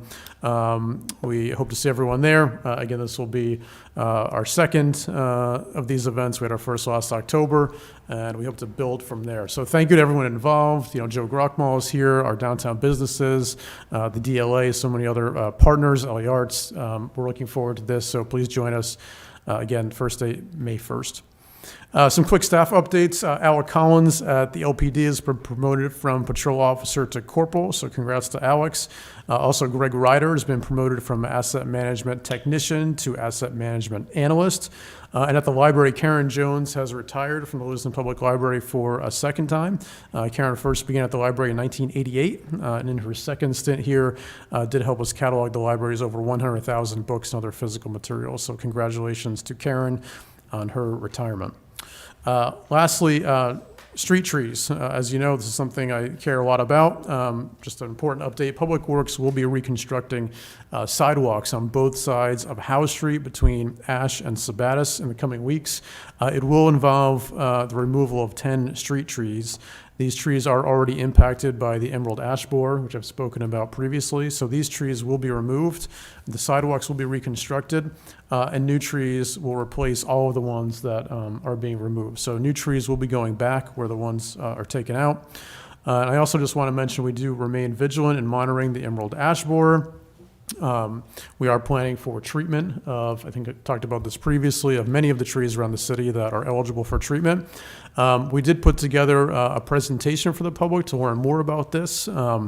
This is an invasive species impacting all of our ash trees, but we do have a presentation that CD in our office put together, our administration office. It can be found at lewistonmaine.gov/emerald ash borer. It will discuss the entire history of it, how to identify emerald ash borers, and lots of other information. So if you are interested in learning more about this invasive pest that is now coming strongly into Maine and impacting all of our ash trees, again, that's lewistonmaine.gov/emerald ash borer. Lastly, I just want to say we did hear some comments from Mr. Bacchia just earlier regarding the flooding on Diamond Court. Although, as he mentioned, our insurance company did deny the claim, we are not done looking at options and working with him on potential resolution. So I just want the public to know that we are not forgetting about this. We are still working through options, and we will be reaching back out to him with some more to come. So thank you. Thank you, Administrator Kainrath. We appreciate your service to our city. Madam Clerk, I believe we have a consent agenda. We do, and before that, Mr. Mayor, we'll just note that Councilor R. Martell has been able to join us for the council meeting, so we'll retain the voting order that's printed on the agenda since Councilor from Ward 7 is here. Sounds good to me. Thank you. The consent agenda has 6 items this evening. Item number 1, approval of the election warrant calling for a special municipal election to be held on Tuesday, May 12th, 2026, for the school budget validation referendum and recommendations from the state clerk registrar of voters on actions necessary to conduct said election. Number 2, order authorizing acceptance and appropriation of funds from the Maine Office of Community Affairs Housing Opportunity Program Municipal Ordinance Development Grant. Number 3, order authorizing the transfer of $550,000 from the 2025 Lewiston Capital Improvement Plan Pond Road Water Line Replacement Bond Account to a new 2025 LCIP Central Avenue Water Line Replacement Bond Account. Number 4, authorizing the disposition of property at 159 Pine Street. Number 5, appointment of a member to the Lewiston Area Public Health Committee. And number 6, order to give notice to alter Challenger Drive via a conveyance of .49 acres from the city of Lewiston to TRE LLC. May I have a motion, please? So moved. Councilor Najin. Second. Second by Councilor Chittum. Madam Clerk, please call the vote. Council from Ward 7? Yes. Ward 1? Yes. Ward 2? Yes. Ward 3? Yes. Ward 4? Yes. Ward 5? Yes. Ward 6? Yes. Motion passed by a vote of 7-0. Thank you very much, Madam Clerk. We are now skipping ahead. Well, not skipping ahead. We are now at item number 7. I am now opening the public hearing for the budgets. Should anyone like to speak on the budget? Good evening, Mr. Mayor and Councilors. Matt Roy, Ward 6. As I said last year, well, to piggyback on what I said last year, actually, state law does require that you do at least 2 hearings. Besides tonight, that next hearing, it will be in May, before you, at the meeting where you're going to approve it, but before. There is nothing in state law that prohibits you from having another one after your internal workshops, which will be starting Thursday, as the administrator alluded to. And then that, as Ronnie Purity was trying to say, but although public hearing on the budget itself and taxation are indirectly, they are not the same thing. But yet, this evaluation process has been going on. It's not new. Again, we had the chief, the chief assessor having another series of meetings, which, as far as I can tell, it's all the same stuff that he said last year, without actually mailing out the new assessed values to the residences and, and businesses who have, or property owners in the city. Those meetings have no value. The only value that you're going to get from an assessment is having your new assessment so you can compare it to what, at this point, the proposed. And then you guys wasted a half hour having a budget presentation from the school when the school department the school committee, hasn't even approved a budget themselves to present to you. And then the insurance company, compared to a decade ago, takes way longer to get to what that increase is, although there might be some savings from that. Again, this is another broken process and more reason why we need to charter the whole process that revolves on city government. Thank you. Further public comment for our budget hearing? The budget hearing is now closed. Madam Clerk, item number 8. Item number 8, public hearing for approval of outdoor music concerts in conjunction with the Lewiston Live Busking Festival event at various locations in the downtown area. Requested action to conduct a public hearing on an application from the city for the outdoor music concert to be held at 5 locations in the downtown area on May 1st, 8th, and 15th, and to authorize a permit for an outdoor entertainment event as required by the City Code of Ordinances, Chapter 10, Article 1, Section 10-3, to Lewiston Live for the outdoor concerts, contingent upon positive recommendations from the Police Department, Fire Department, Code Land Use Officer, and Code Health Officer regarding compliance with all regulations and compliance with all city ordinances. May I have a motion, please? So moved. Councilor Second. Chittum, second by Councilor Najin. Discussion. Public comment. Back to the council. Or public comment. Okay. I just want to say I support this. I attended this last year. It was a great event for something that was put together in 3 months, maybe. I think this year, given that they've had a year to work on it, it should be another wonderful event. We all should support it. Further public comment. Back to the council. Joe, great job. Councilor Harriman, did you have something? Yes, thank you. Are we going to have a presentation or anything on this to see how it's going to be different from last year or similar to last year or anything like that that's going to be presented to us? We typically don't for outdoor entertainment permits. The only thing that you are approving for this is to allow the outside music concerts to be held on city property. That's the only purpose of this agenda item. So applicants are usually here to answer any questions, but they don't usually do a presentation because it's just basically a straightforward permit. Okay, yeah, understood. Will there be a presentation at some point before this happens? There absolutely can be. If you'd like at the next meeting, we could do something, or Joe is here. I'm sure he can easily do a brief update and rundown if you're interested. But if you'd like something more formal, we can come back to the next meeting with a slideshow and things like that. I mean, over email is fine too. Okay. Sounds like we're doing an email and saving time. Love it. Further questions, comments from councilors? Madam Clerk, please call the vote. Council from Ward 7? Yes. Ward 1? Yes. Ward 2? Yes. Ward 3? Yes. Ward 4? Yes. Ward 5? Yes. Ward 6? Yes. Motion passed by a vote of 7-0. Thank you very much, Madam Clerk. Item number 9. Item number 9, public hearing and first passage regarding an amendment to the business licensing ordinance regarding the annual licensing for prepackaged food sales and inspections. Requested action that the proposed amendment to the City Code of Ordinances, Chapter 22 Businesses, Article 1 in general, Section 22-2 definitions, and Article 2 licenses, Section 22-34 inspection of applicant's premise merchandise, receive first passage by a roll call vote, and to continue the public hearing to the next regularly scheduled City Council meeting. May I have a motion, please? So moved. Second. Councilor Najin, second by Councilor Chittum. Yes, comments, questions from councilors. Councilor Chittum, yes. Thank you. Is a health inspector the same as a sanitarian? And are we consistent in our language throughout the ordinances? The health inspector and sanitarian are the same. The health officer and the health inspector are two separate positions, which is that second housekeeping section you see at the bottom in section 22-34. We are adding the phrase or the title of health inspector. Health officer is already there, but the health officer tends to be more of a public health officer for the state statute requirements and public health emergencies. The health inspector is the one who goes on site and does the inspections at the restaurants and so forth.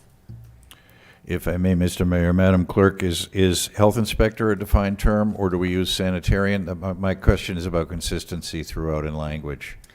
Right, we can take a look at that for the future. The health inspector gave us this title to use in the ordinance. So I'm not sure if sanitarian is more of a dated term. I can clarify with him. Thank you. Sure.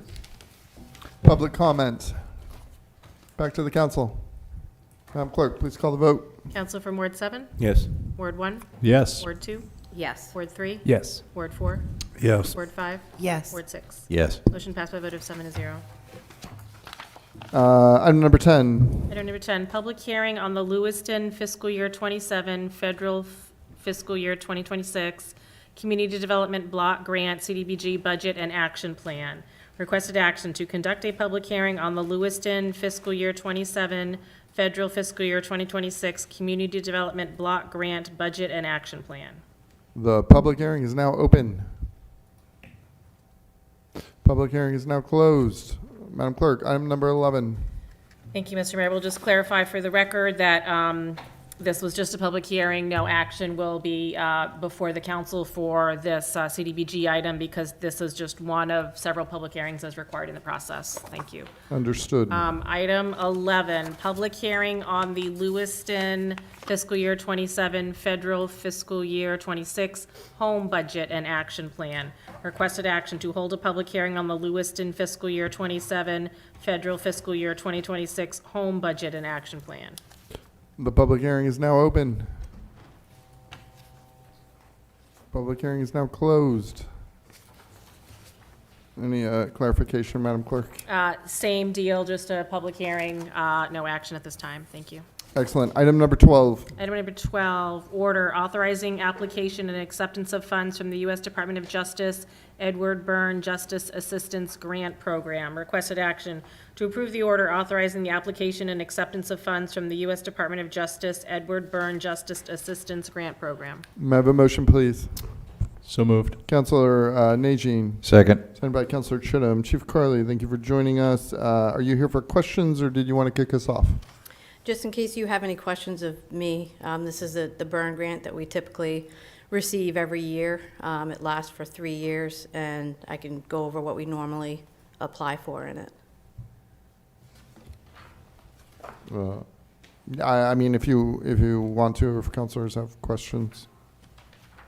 Councilor Chittum, yes. I have one question. Will the ultimate use of these funds, if the grant is awarded, be brought back to council, or is that a decision that's made interdepartmentally? It's interdepartmentally. I believe it's April 28th that we have to submit what we would be looking for. This year we're looking for laptops, printers, air cards. We typically use it for training for our supervisors, things along those lines. Understood, thank you. Further questions, comments from council? Public comment. Back to the council. Madam Clerk, please call the vote. Council from Ward 7? Yes. Ward 1? Yes. Ward 2? Yes. Ward 3? Yes. Ward 4? Yes. Ward 5? Yes. Ward 6? Yes. Motion passed by a vote of 7-0. Item number 13. Thank you, Chief. Item 13, amendment to policy manual number 6, the rules governing the city council.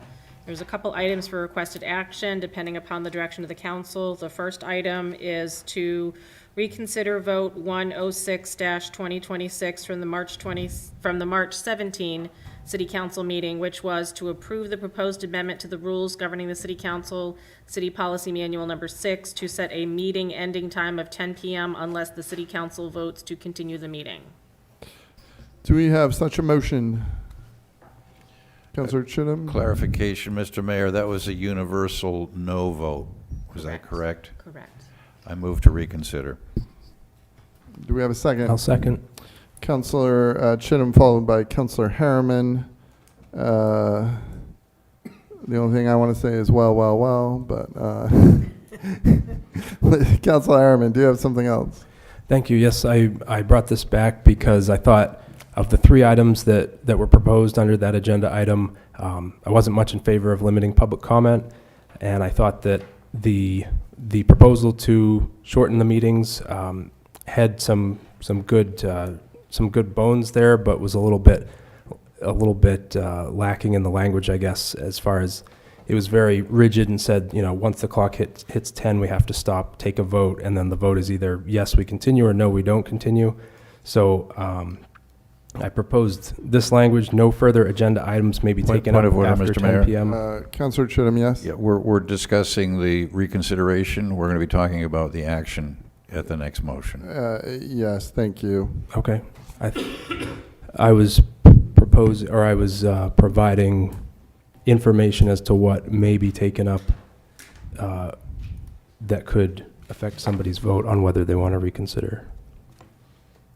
Anything further, Councillor Harriman? No, I guess not. I guess we can proceed with this vote. We will proceed if there's any, but first, any other comment from councillors about this? I appreciate any council action that's how do I say this? I appreciate any council action that is considerate of our meeting time. So thank you. Madam Clerk, please call the vote. Counselor from Ward 7? No. Ward 1? Yes. Ward 2? Could you just clarify, I'm so sorry, what That's we are okay. voting That's okay, for? no problem. So the motion before you is to reconsider your vote from the last meeting on the item of setting 10 p.m. as an ending time. So if you vote yes on the motion before you, that means, and if it passes amongst the group, then that motion would be back before you again for discussion as if it was never approved at the last meeting. Basically like opening it up again for discussion and another vote. Thank you. Sure. Yes. Ward 3? Yes. Ward 4? No. Ward 5? Yes. Ward 6? Yes.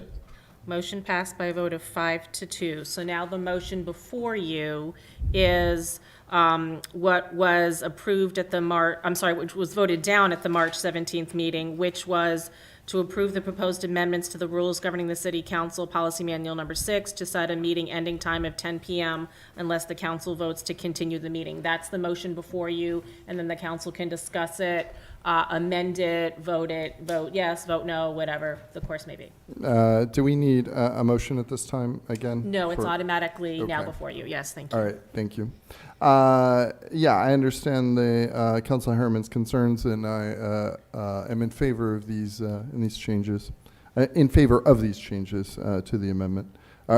Favor of these amendment that will make changes to the motion. Yes, Councilor Herman.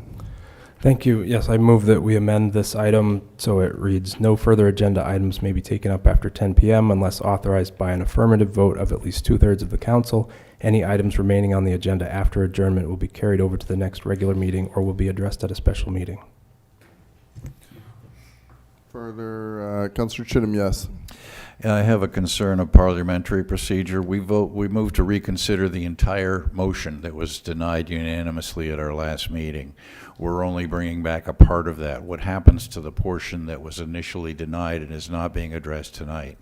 We did 3 separate votes on March 17th. Thank you. Because they were independent freestanding items, so there were 3 separate votes. Thank you so much for refreshing my memory. I do have concerns about this ordinance, rule change. I am concerned. I appreciate very much the fact that the council would be given an opportunity to call a halt to these late night meetings. However, I am concerned that if the agendas aren't completed and the council votes not to extend the meeting, that simply pushes the problem off for another day. It kicks the can down the road. That's my only hesitation. I think there are other ways that we can attack and challenge ourselves to shorten up the meetings. But I do have concerns that this will simply cause a delaying tactic, which will, like a bow wave, expand. Councilor Martel. Thank you, Mr. Mayor. I just can't help but point out that you run our meetings, Mr. Mayor, and the elapsed time on those have ballooned exponentially just under your administration since you've taken in. Like average 5 years ago, I went back and looked on YouTube. The average city council meeting was between 90 and 120 minutes, and it was consistent for years. We are putting too many things on the agenda, and people are talking for far too long, and just Robert's rules aren't being followed in a lot of scenarios. It's just there's probably dozens and dozens of ways that this should and could be addressed. We are professionals. We serve the city. We don't need a bedtime. We have to address the business that's at hand. We just need to be responsible about building agendas and be responsible for our comments on the dais. Thank you. Councilor Roy, did you have your hand up? Thank you, Mr. Mayor, and I would agree with Councilor Martel on that. I think, we have a job to do, and I think we can police ourselves in some ways, right? I mean, like for an example tonight, and I don't want to call out another councilor, but wordsmithing can be done through an email. It doesn't have to be done through right now, taking time away from other business. And I think, we need to do better as that. And again, I do agree with Councilor Chittum also that we're just going to further complicate by pushing agenda items to another agenda. And I just can't see doing that. So, Councilor Longchamps.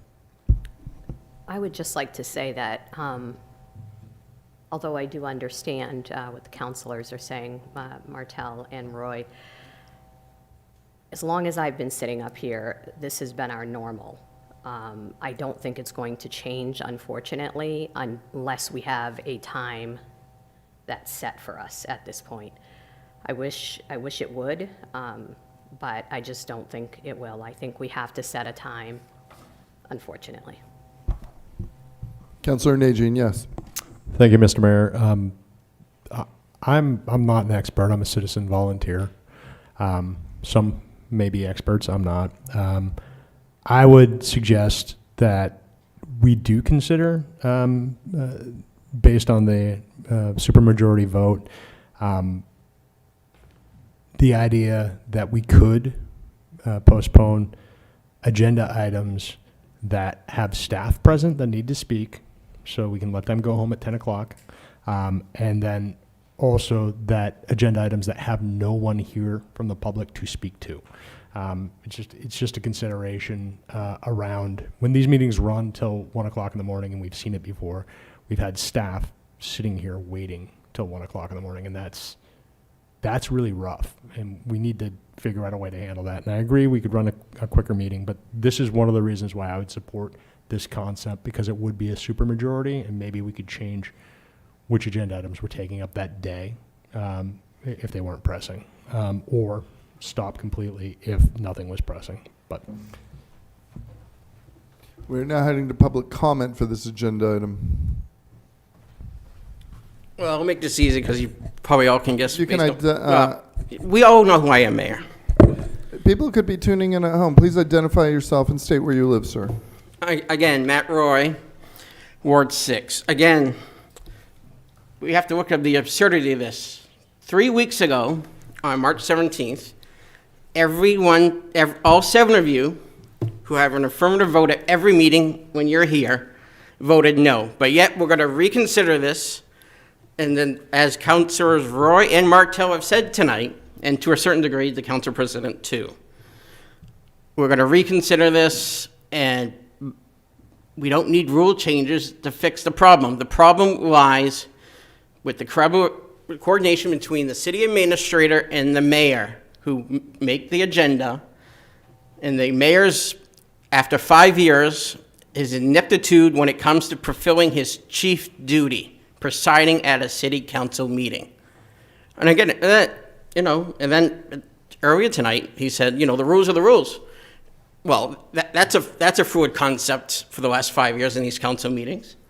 And apparently, as somebody else, apparently our city ordinances are the rule of law does not apply there. Again, there's many of you who have forsaken your oath, including Council President Chittum, when it comes to the charter, upholding the laws of the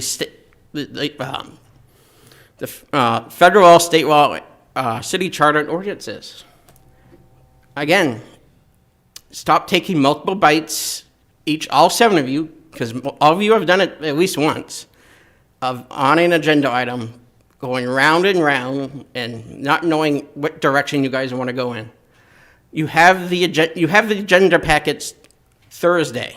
The meeting is Tuesday. You have plenty of time to know what's in the agenda, and then some of you like to use the false equivocation of not understanding when you've had 5 days to review it. By the time the city clerk sends out the end of business on Thursday, by the time you get here for your meeting at 6 p.m., especially in March and April, since it's budget, to know what's in the agenda, to wrap your minds around it and how you want to do your job. Thank you.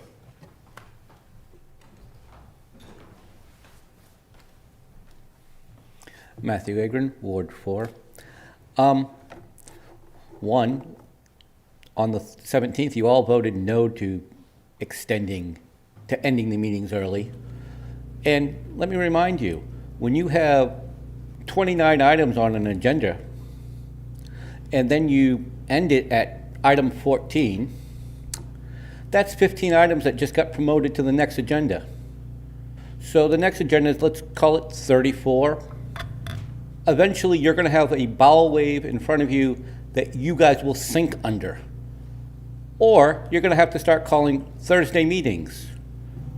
Or maybe having 2 meetings in the month of July and August instead of 1. But you guys, this is a bad idea. And it's 8:20 tonight. I might have a chance of making ice cream at Dairy Joy if this meeting continues at the path it is. You don't need to do this if it's done right. Don't vote for this. Vote no. Further public comment? Back to the council.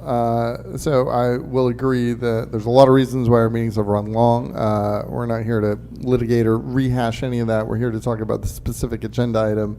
I don't want to repeat what I said last time about this agenda item when I argued for it or advocated for it. I do think that having a time limit will give us all a goal to work towards, and I think that will help a lot. And then obviously if there's agenda items that need to be handled that night, we can obviously vote affirmatively to continue the meeting. So that's always an option. Thank you. Councilor Harriman. Thank you. You have some good points brought up. I'll point out that the amendment that I proposed addresses some of them. So items remaining on the agenda can be carried over to the next regular meeting or can be addressed at a special meeting. This also is not a hard stop at 10 p.m. It's no further agenda items may be taken up unless at least 5 of us vote to do so.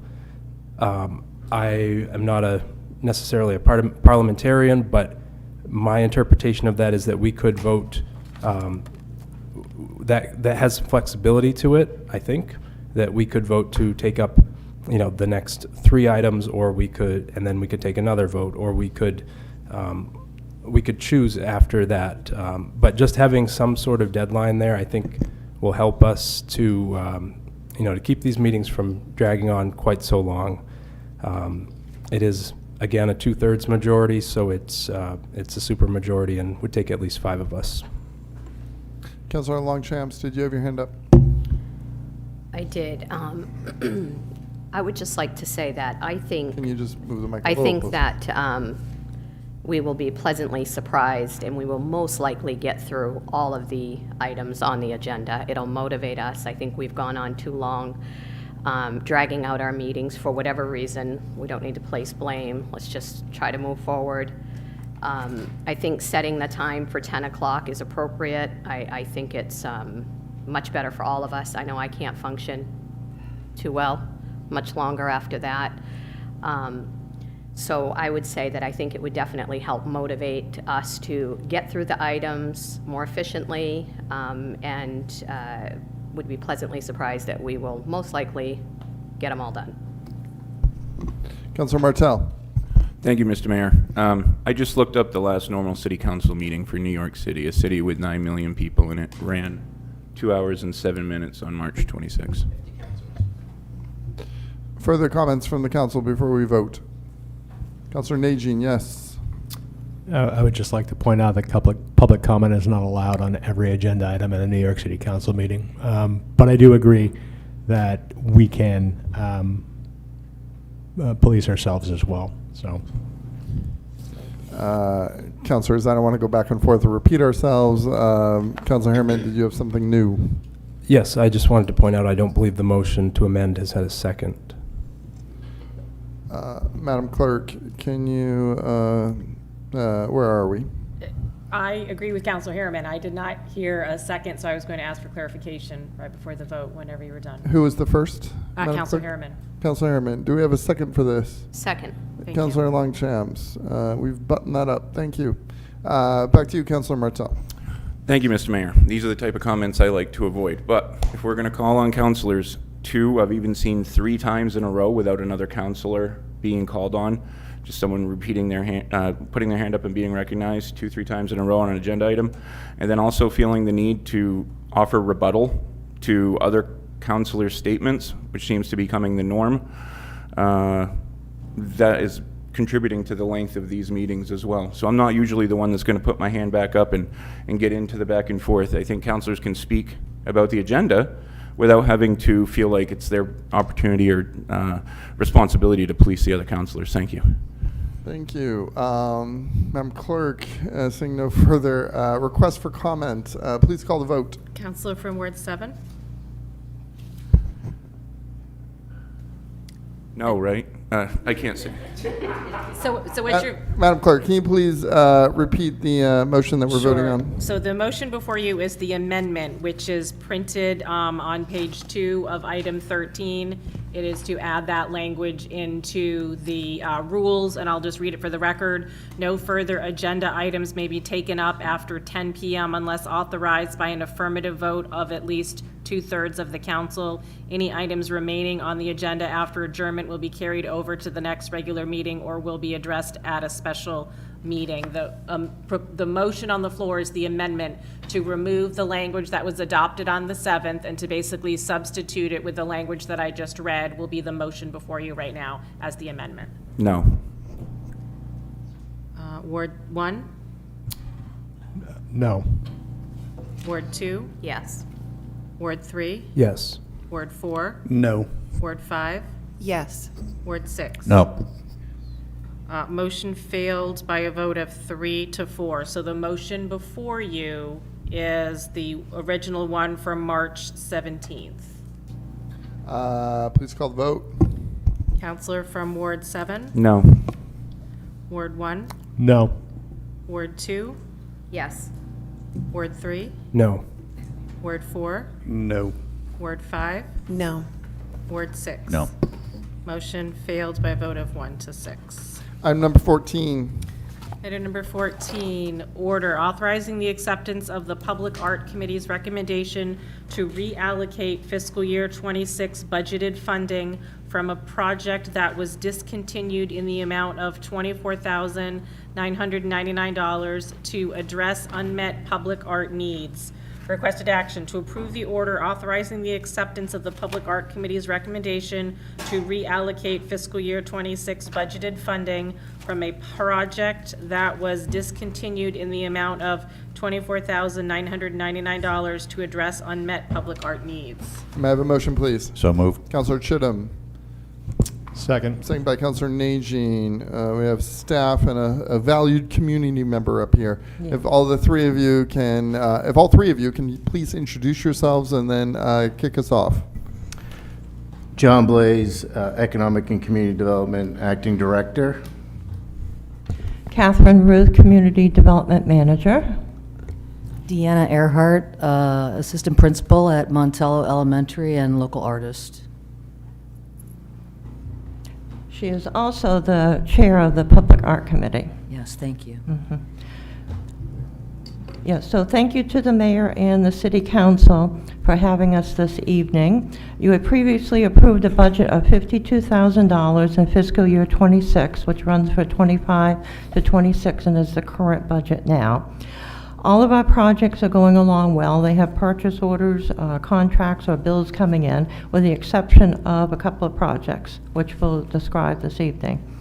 In reference to a project that was approved for $24,999, we would like to reallocate those funds from the John Jenkins Bridge Lighting Project to 3 projects which the committee thinks are very important. And this was a very nice project that the proposer and the contractor worked on, vendor, but they just simply couldn't get the bridge lighted well enough with the setup that was arranged, so that project was discontinued. So the committee went on and worked on their call for artists and other projects and are now back to this specific project because we're coming to the few months during the year in which public art can take place. So all of our projects are moving forward with the exception of the John Jenkins Bridge and the Lewiston Farmers Market mural project that we'd like to allocate some funds to. So the 3 projects are as follows, voted on by the Public Art Committee. 1, nameplates for 5 sculptures here in the community. That includes all of the costs. This project has been going on and off for, the committee tells me, 3 years. So it has been resolved. We have the exact price for it. Everybody is in agreement. The artists are all in agreement. It's wonderful. It's also required as part of our 2017 choice grant that we have nameplates for these sculptures, so we should certainly do that. And if you think about it, when you have your new residents come in, or even residents that are here that see the sculptures and go over, there should be nameplates that explain them out. It's good information in public relations. So that price is $11,696.29, the exact amount. 2, second is the Lewiston Farmers Market mural project. When a variety of entities came in for funding, the committee wanted to fund everything, so they didn't fund the projects at the total amount that most had asked for. And so everybody went forward, except the Lewiston Farmers Market has some additional issues that they're dealing with. So their fundraising attempts, in which they were going to raise the rest of these funds, had been diverted to taking care of their food supply. They also were recruiting for a director, and so they just don't have the staff capacity to do this. So the LA Arts would work with them if there was an additional $4,000 added to the $8,000. So it would go back to pretty much the price of the original project. And this would get done down in the area of the park, and in a wraparound that would be very nice for that area that we have designated as one of the priority projects. 3, and the last item, is street art and mitigation of graffiti. We have a number of locations around the community where there's graffiti, and Public Works tries very hard to clean this up, but they have to go out with the spray paint, and that's pretty much what they can do. But there are some areas where we could shine light on these areas by putting in small amounts of street art, which are approved by the committee in alleys and other areas. That areas would be cleaned up where there's spray painting, trash, and vandalism. And so $9,302 would be allocated to that. And the committee members have reached out to a number of local artists about this. Thank you. I think we have some audience members who are also on the the Public Art Committee. Could they raise their hand? Darby Ray, thank you for being here. Questions, comments for our panel here? Councilor Martel. Thank you, Mr. Mayor. Is there any way we could change the allocation and just give this money back to the taxpayers? Or do we have to spend this money on some sort of sidewalk art? Well, it's not just some sort of sidewalk art. These are projects that we've been working on for quite some time, and when that money came back from the bridge project, We thought it would be prudent to use it for these projects that have been waiting. And the nice thing about this is it's multiple projects, not just one. So it affects many areas in the city. And I don't know, public opinion that I get on all of the public art that's going on in Lewiston is extremely important for us, for our image, and makes us a little bit of a destination in Maine. And that's what public art's all about. And that helps bring in our own revenues because people are going to come and see our murals, our art, our parks, all of these areas that we're investing in. Public art is an investment in our community, in our future, and in our finances. So it's a positive. Thank you. I appreciate that. You didn't answer my question, though. Is it possible to give them? I understand why you want to keep the money here. Is it possible to just put the money back in the general fund? If I may, Councilor Martell, Administrator Kainrath or Finance Director Sorry. Roy.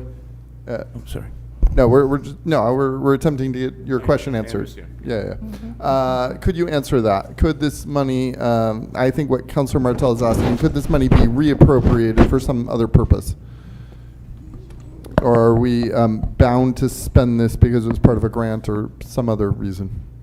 So these were funds that were originally in the budget, used fund balance for, put to the economic reserve. If you look at your notes from the budget meeting on the TIF night and the CDBG night, I had that screenshot that shows all the projects and what was remaining in those funds.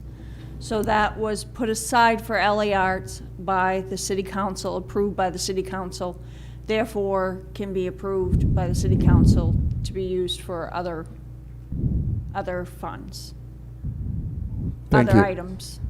Right, thank you. Anything further, Councilor Martell? Yes, thank you for that explanation.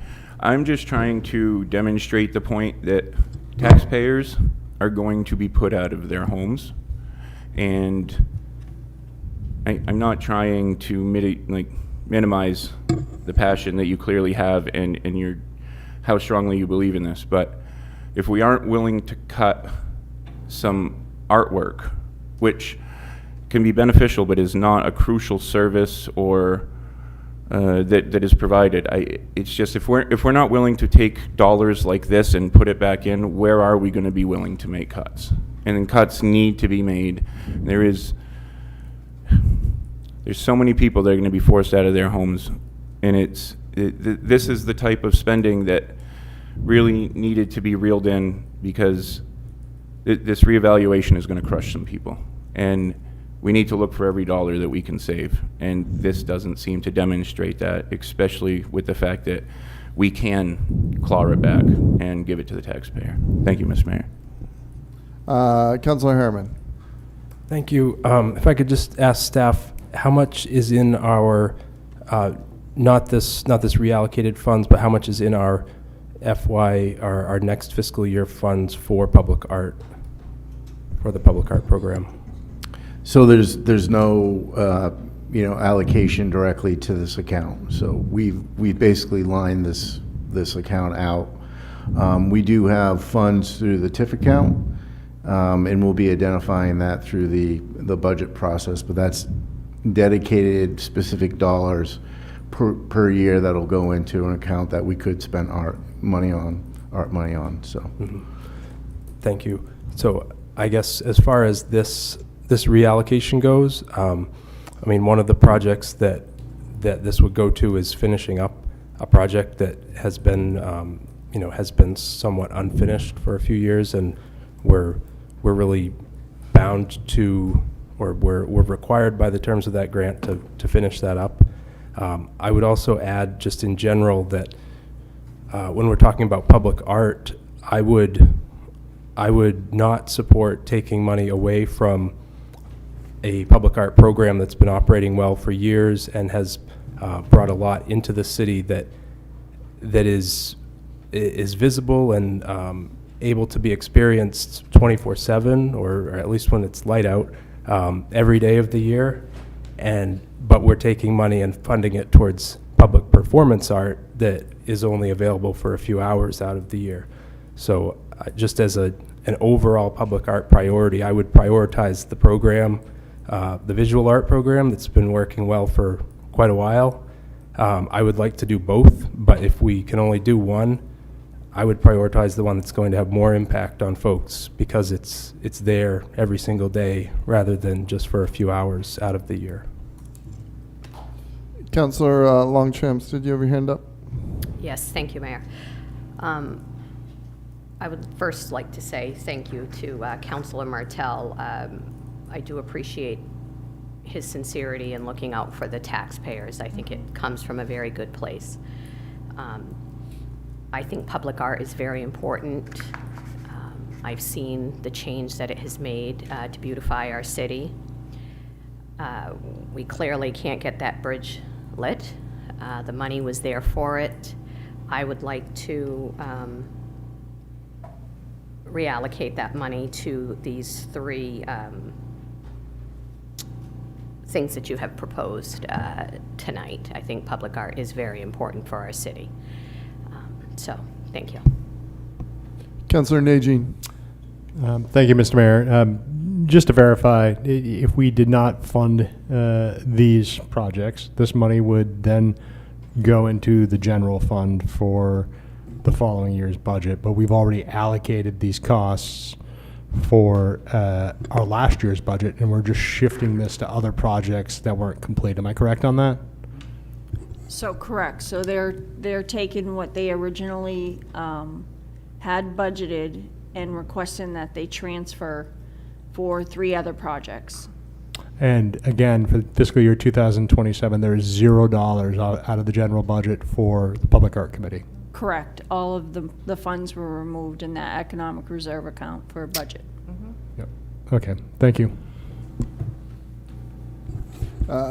Further, Councillor Chinham, did you have At something? the risk of incurring the wrath of my fellow councilors, I'm going to ask that the council order be corrected to reflect the John Jenkins Bridge as opposed to the John James Bridge. Thank you, Councillor Chittum. We are now heading to public comment for this agenda item. Public comment is now closed. Yeah, I support this. We're not going to.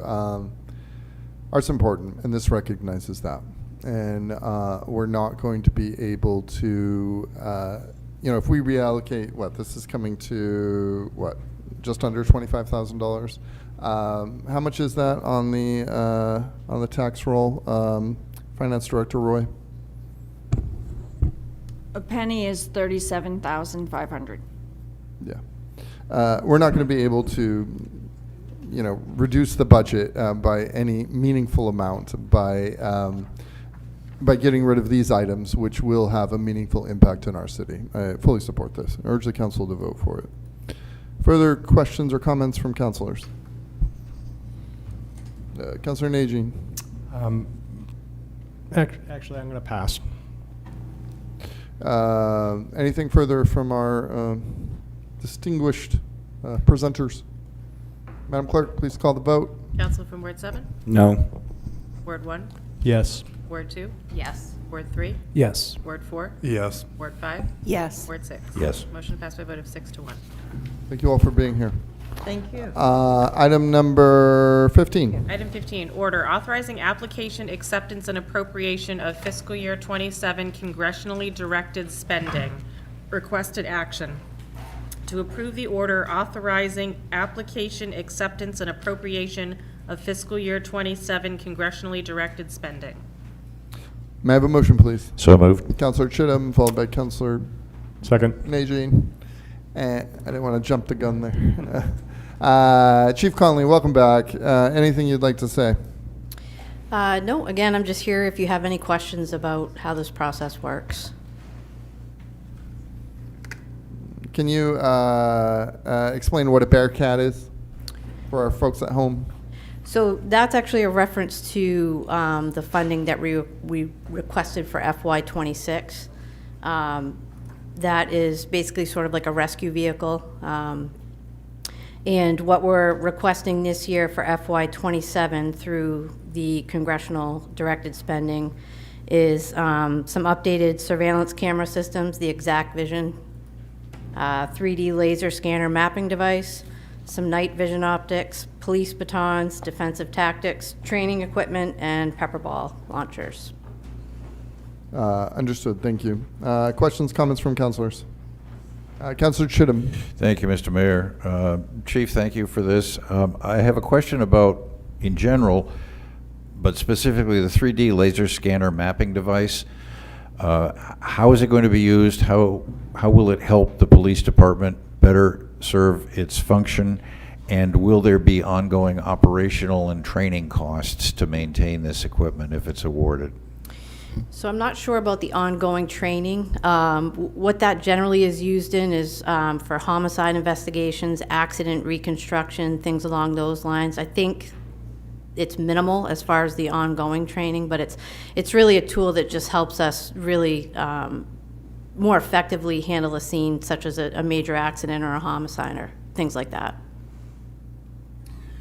Okay, thank you. I'm familiar with how laser scanners work, and it's not simply push a button and you've got what you want. So there is some training involved, and I'm just concerned about incurring ongoing operational costs. Thank you. Further questions, comments for the chief? Councilor Nagy. Thank you, Chief. Thank you, Mr. Mayor. Chief, I just have a quick question on, so the congressionally directed direct spending that we requested in 2025, that was for fiscal year 2026, was that actually approved, and did we actually get that money, or is this just a rewriting of the same? So we did receive word that it was approved. It was approved for a lower amount than what we requested, and right now, to be honest, we're in this waiting phase where it's being moved to what we talked about earlier, like a burn grant, where we'll then be given instructions on how to draw down from that. Okay, and at this point, you're comfortable with not getting the Bearcat? You want to switch to these other items? That would come from that particular funding source. But Okay, what so we've done that's- is we're reapplying for FY '27 and requesting additional items. Things like, when we talk about the defensive tactics trainings, the pepper ball launchers, those are all things that we would have liked to have put in our budget this year, things that we could use, but we're looking for other resources to obtain those. Okay, completely understood. I was just concerned about, we haven't had a tactical rescue vehicle in a bit, so that's all I was concerned about. Yeah, it's not going to change any of the previous requests. Okay, brilliant. Thank you so much. Councilor Longchamps. Yes, I would just like to say that, first, thank you for being here, Chief, and you guys know what you need, and all of these items are very, very important to help solve crime, so thank you. Thank you. Public comment for this agenda item. Back to the council. Madam Clerk, please call the vote. Council from Ward 7? Yes. Ward 1? Yes. Ward 2? Yes. Ward 3? Yes. Ward 4? Yes. Ward 5? Yes. Ward 6? Yes. Motion passed by a vote of 7-0. Thank you very much, Chief. We're now up to the second public comment period for people who did not speak during the first public comment period. Second public comment period is now closed. We are now up to reports and updates, and we will hear from Peter Rubens. Come on down. Did you have a presentation on the laptop too? I do. I think it's here. Okay. A Kurt, boomer. You are good. If Kurt could join us up here and make sure that everything's all set with that. That'd be great.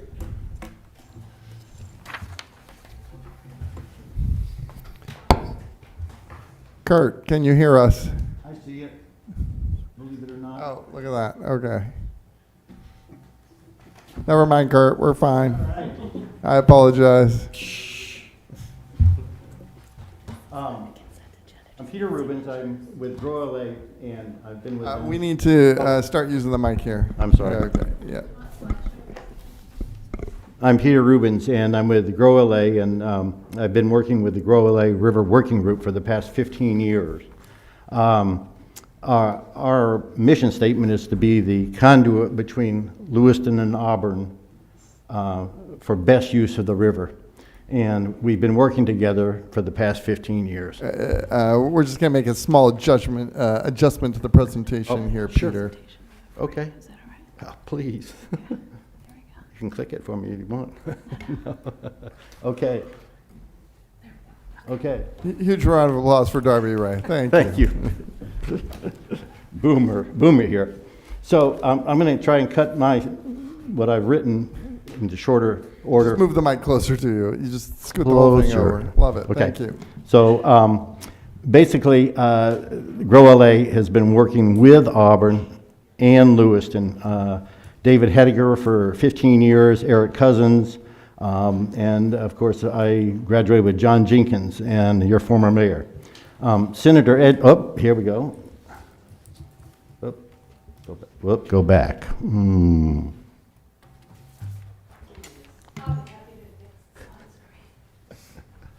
I go back to the second slide?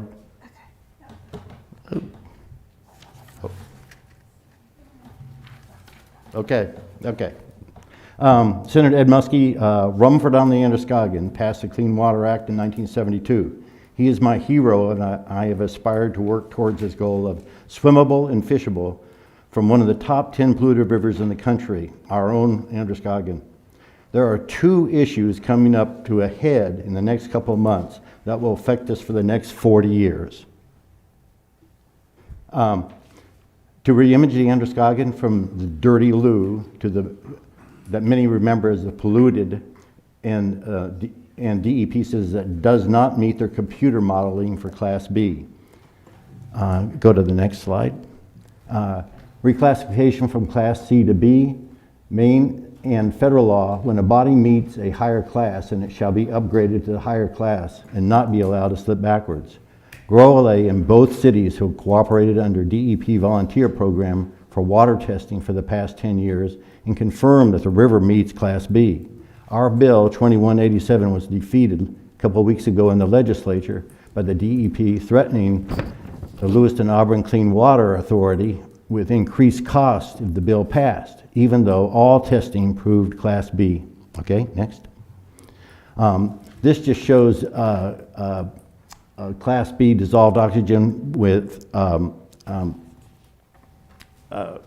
Brookfield's tests, and they all meet all of the tests that they did meet Class B, and this is on their application for FERC for the next 40 years.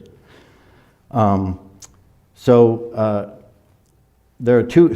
So one of the things we're trying to do is re-image the Androscoggin from the dirty loo, and many remember the polluted DEP, and the DEP says that it does not meet their Class B. Go to the next slide. And Brookfield needs a WQC, a water quality certification.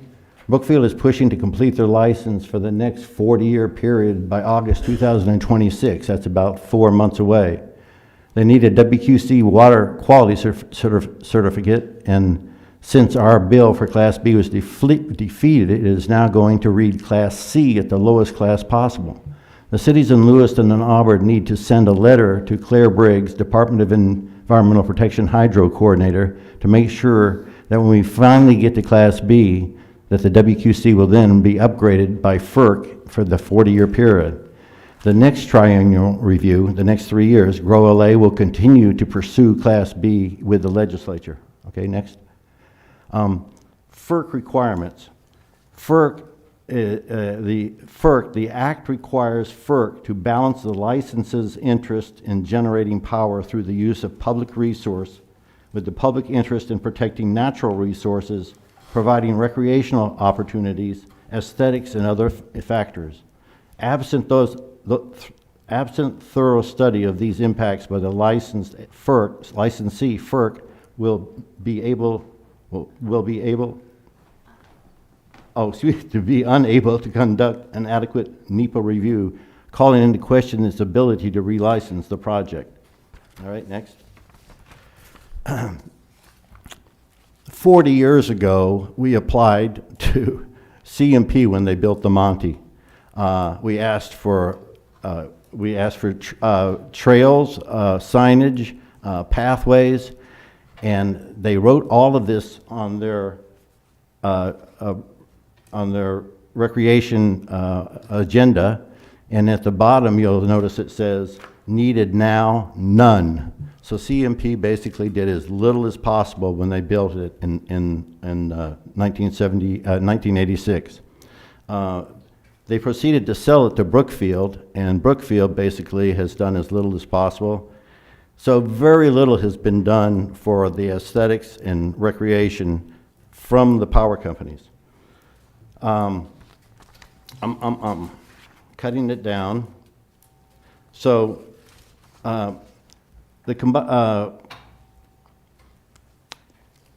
we want Brookfield owns 3 hydro plants here in LA. One especially that controls the Great Falls, our little Niagara. The combined dams generate anywhere from $30 million to $50 million per year. The 2 cities have the power to assess Brookfield's tax values and are an asset to finance our dreams that were promised by CMP in creating an inviting waterfront for locals and visitors alike. All right, and this is basically the Lewiston and Auburn have these asks that we've made to Brookfield, and these are the major things that have been applied to FERC, and is under consideration for their license in the next 3 or 4 months. And Brookfield has not answered many of these asks that we have made. We've asked for minimum water releases over the Gulf Island Dam to guarantee minimum flow of the Great Falls in downtown LA for aesthetics and aeration downstream, to minimally require Warumbo minimum flows or timed releases for weekends, special events, and whitewater boating at Dresser's Rips, plus endangered species. We're asking for 40 timed releases plus holidays over the falls. We're asking Brookfield to sponsor portage for kayaking on both sides of the river, signage and parking at Dresser's Rips, and scheduled times for whitewater releases similar to other locations already upstream.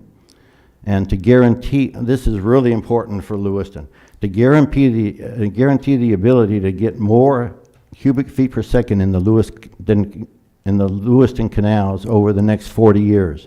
The city's plans include aesthetics and recreation possibilities that will require higher minimum flows.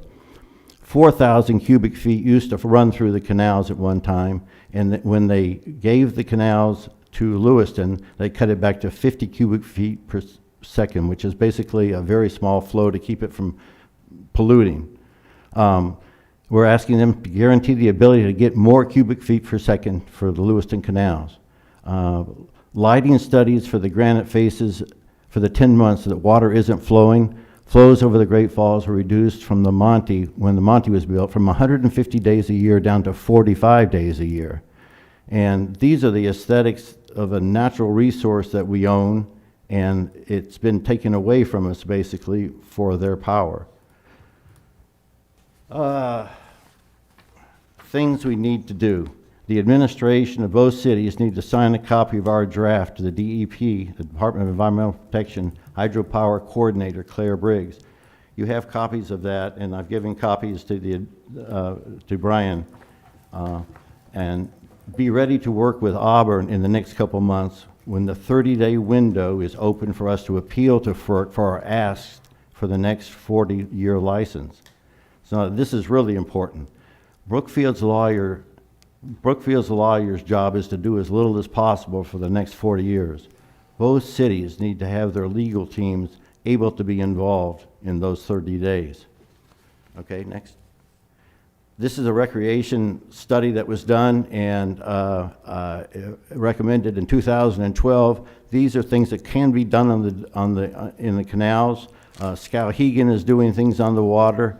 Saco, Biddeford, and we can do that ourselves. And next. This just shows the chart of the flows, basically, that Brookfield does every day. They can open and close their dams from a computer center in Marlborough, Massachusetts, for maximum use and maximum profits, which they should be doing. But that also shows that they can open the falls for 3 or 4 hours on a Friday night or a Saturday night to bring people downtown. All right, one more. This just shows the number of dollars and hours that Brookfield makes, how many kilowatt hours that we want them, their clean power, and we want them to make money, but we also want them to be able to fulfill the asks that we have for them. And our little Niagara, how could we argue that this natural wonder is something that really we should relish? Where else can you drive up to a parking lot and walk a couple hundred yards to see our little Niagara? You don't have to go very far. And next. And this is it without the water, which is about 320 days a year. Okay, next. One of the things that Brookfield had promised was, we had asked for signage, and they had promised that. And again, that was never done, but Grow LA and Lewiston and Auburn worked together to put together Museum in the Streets, which is, you may or may not know, circumnavigates the falls for people to come down on Sunday afternoons with their friends and teach them more about Lewiston, Auburn than anyone would ever want to know. And there's the map. You can download this as a QR code and take the tour if you haven't already. And this is what people are also doing around the country, is lighting the falls. There's a company that is anxious to do a laser light show at the falls and possibly on the rocks when there's no water flowing, which is most of the time. And this is the last slide, and you can see that the first river regatta that we had was about 3 years ago. So these are the kinds of things that we can do. So again, the need to do, we need to get the application to the DEP coordinator, hydropower coordinator, and be ready to work with Auburn when this 30-day window will open up, and it could be June or July. And Grow LA is happy to work with you guys until we can't. And the seventh one's every 40 years. We have the 17th. Yes, this is this is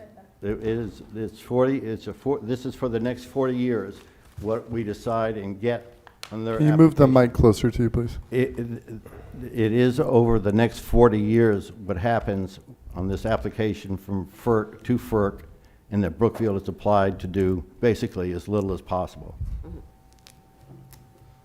Thank you. Was that 5 minutes? I tried to cut it back for you. You're a good sir. Thank you very much, Peter Rubens. We appreciate you being thank here. you. Thank you. All right. Councilor Najin. Thank you, Mr. Mayor. First, Peter, I just want to thank you for coming. And I would ask that any of the follow-up pieces that Grow LA Working River Group is asking of both Lewiston and Auburn be presented to both administration and to the council so that we can go through to see which pieces that we can do. I believe it's pretty easy to sign on to the Class B certification request. That's one thing we can absolutely do. And I think that we have staff in place that are working on this. So there's, I believe it's Directors Gagne, Connor, and our city planner, Norton. So possibly if administration could check with that group to see how we're working with Auburn and also to see what we can move forward on these pieces. You're right, the FERC licensing is every 40 years. And at the end of the day, if we don't ask Brookfield for concessions, and we're not prepared to fight for those concessions, we will not get them. And so there's an opportunity here to improve the public spaces as well as the egresses around the falls that are incredibly important for access, we're not even talking recreation, we're talking about like the ability to walk from one place to another. And so this is very important to me, and I'm thankful that you've come to speak to it, and I'm hoping the remainder of the council would be supportive in asking Brookfield to, while conducting business in our community, make sure that they consider the community that they're conducting business in. I had working with I worked with Lincoln Jeffers for years. Again, we've been working on this for years. And one of the things I really want to emphasize is the canals. Brookfield was first tried to sell the canals to you, and finally their consultant said, or your consultant said, they should be paying you to take it off their hands. It's a liability. So then it was negotiated to lower the amount of water going through the canals. And basically, that picture I showed you with all the things that could possibly happen would take about 200 cubic feet per second. And it's been negotiated down to 50. So that's one of the things Lewiston needs to be able to do over the next 40-year period, realize that you can go back, demand that you're able to ask for more water, whether it's 200 cubic feet per second or whatever. So. Thank you.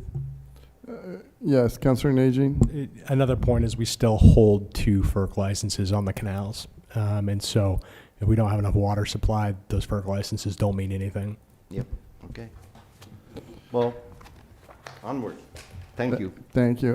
Councilor Chittum, did you have something? Thank you. Yes, I just wanted to thank Mr. Rubens for his continued advocacy for the river. It's been a lifelong project for him. I wanted to clarify perhaps a misapprehension that the Class B certification is a dead issue for the next 3 years. Am I correct in that, Mr. Rubens? That's a good question. Please use the mic, Peter. It has to do with this WQC that's coming up right now. And our group is talking to some getting some legal advice on this. So at this time, the legislature specifies and approves classification.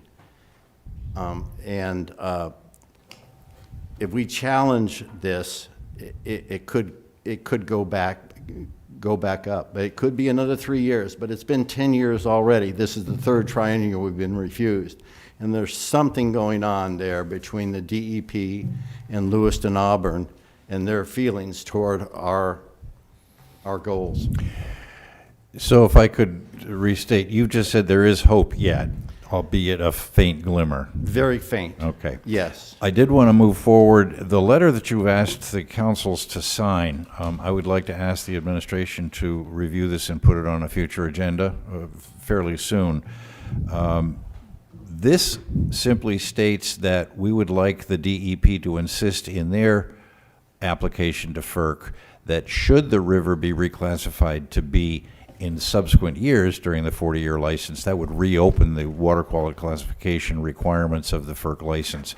It would not be fixed at Class C from now for 40 years. Is that correct? Correct. Thank you. That's what this is all about, is the Warumbo Lisbon Falls was classified to be below us.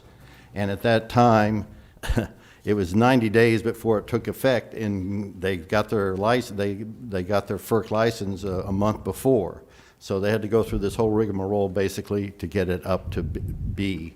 And we're trying to basically eliminate that kind of thing happening again. Thank you, sir. Okay. We're now heading to public comment for this report update. Matt Roy, Ward 6. Well, Mr. Mayor, back in December, I emailed Councilor Harriman because for the last year, we've been the renewal of our FERC license, although it took city staff nearly a month to get back to the councilor, then to get back to me. And that email from Deputy Director Norton that Councilor Harriman sent basically said they were going to be, as Councilor Najin said, currently there are 2 licenses, but the commission is looking or has decided to combine those into one EA, and so I haven't. That was back in January when they said that, and at that point, well, I implied by the Deputy Director Norton's email that they hadn't issued that final EA combining the 2 previous ones at that point. So I guess for that, as Councilor Chittum basically said, so for that next, when this is actually a workshop item or an agenda item, be helpful if we had that update. To Mr. Rubin's points, we could be too late if FERC has already issued that EA and the time frame for that 30-day comment period to make our next 40 years finalized. And I guess to the point about the legislature acting, statutory adjournment for the second and final session of the current legislature is next week. So I wouldn't be, that grammar is like the snow that fell this morning, fast evaporating. Further public comment? Good evening, Christine Holden, Ward 1.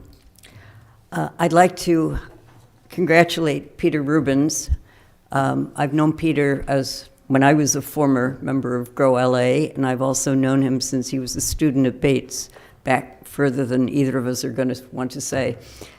And Peter is also a property owner. His property on Lowell Street in Lewiston has a view of the river, and his former properties on Main Street or in Auburn also were close to the river. This has obviously been a big passion for him, and I appreciate all the work that he's done. As somebody who's seen the transitions in downtown Lewiston and along the river, and as a member of the Riverside Cemetery Board of Trustees, I heartily applaud the efforts to make the river be a scenic, safe, and exciting place, not only for people, but for the animals and fish that are around. And I think if we can restore the amount of flow on the river, not only does it benefit the canals, as has been mentioned, but it's also a return to the condition in which not only 18th century people helped develop this community, but it's also a return to the way this community was long before any of us immigrants came here when it was settled by the Wabanaki. Thank you. Further public comment? Back to the council. Councilor Harriman, did you have something? Yes, just two things real quick. I just wanted to mention I did vote for the amendment in the legislature to include the lower Androscoggin. Unfortunately, it didn't get enough support. And I also wanted to emphasize the timeliness of this, this opportunity for comment and for having our say with this licensing process, because it is a 40-year license.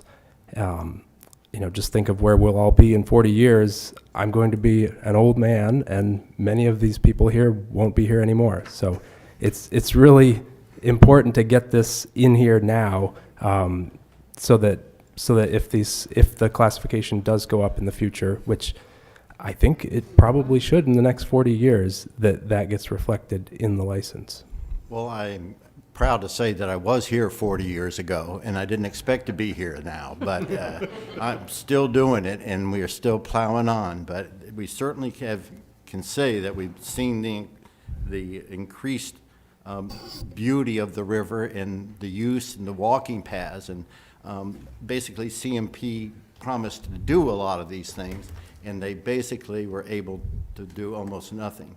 So I think the assessments of for the power company, the 3 dams in Lewiston, Auburn, should be something that you should be able to do and have the strong arm, basically. If they're not going to produce, we can just tax it and do it ourselves through assessment. Thank you, Mr. Rubens. We And thank appreciate you. you being here. You have a wonderful day. Administrator Kainrath, you'll be checking in with the people running point on this? Absolutely. Thank you. We're now up to reports and new business from councilors before we move to executive session. Should there be any? Councilor Chittum. Yes, I'd like to know when the council is going to make an action on the tape barricade. I appreciate that Administrator Kainrath had no direction from the council. We were all over the map. He had no choice but to reply somehow, so we have this tape barricade up here now, and I'd like the council to weigh in on whether or not it remains at some point. All right, yeah, I say let's try it out for a little longer, but Councilor Harriman. Yes, I just had a couple items that I've asked about before, and I wonder if we could come back to them at some point about a policy for city employees partnering with content creators as part of their jobs, and also policy around the use of AI in city workplaces, just to have some guardrails and common understanding of what we're doing in those areas. Thank you. Councillor Roy. Thank you, Mr. Mayor. I witnessed If somebody. you could just lean forward into your mic. Thank I you. witnessed somebody almost getting their face slapped with that tonight. That's dangerous. Gonna say that, and I think other people saw it too. So I would definitely encourage people to probably not have that anymore, but that's me.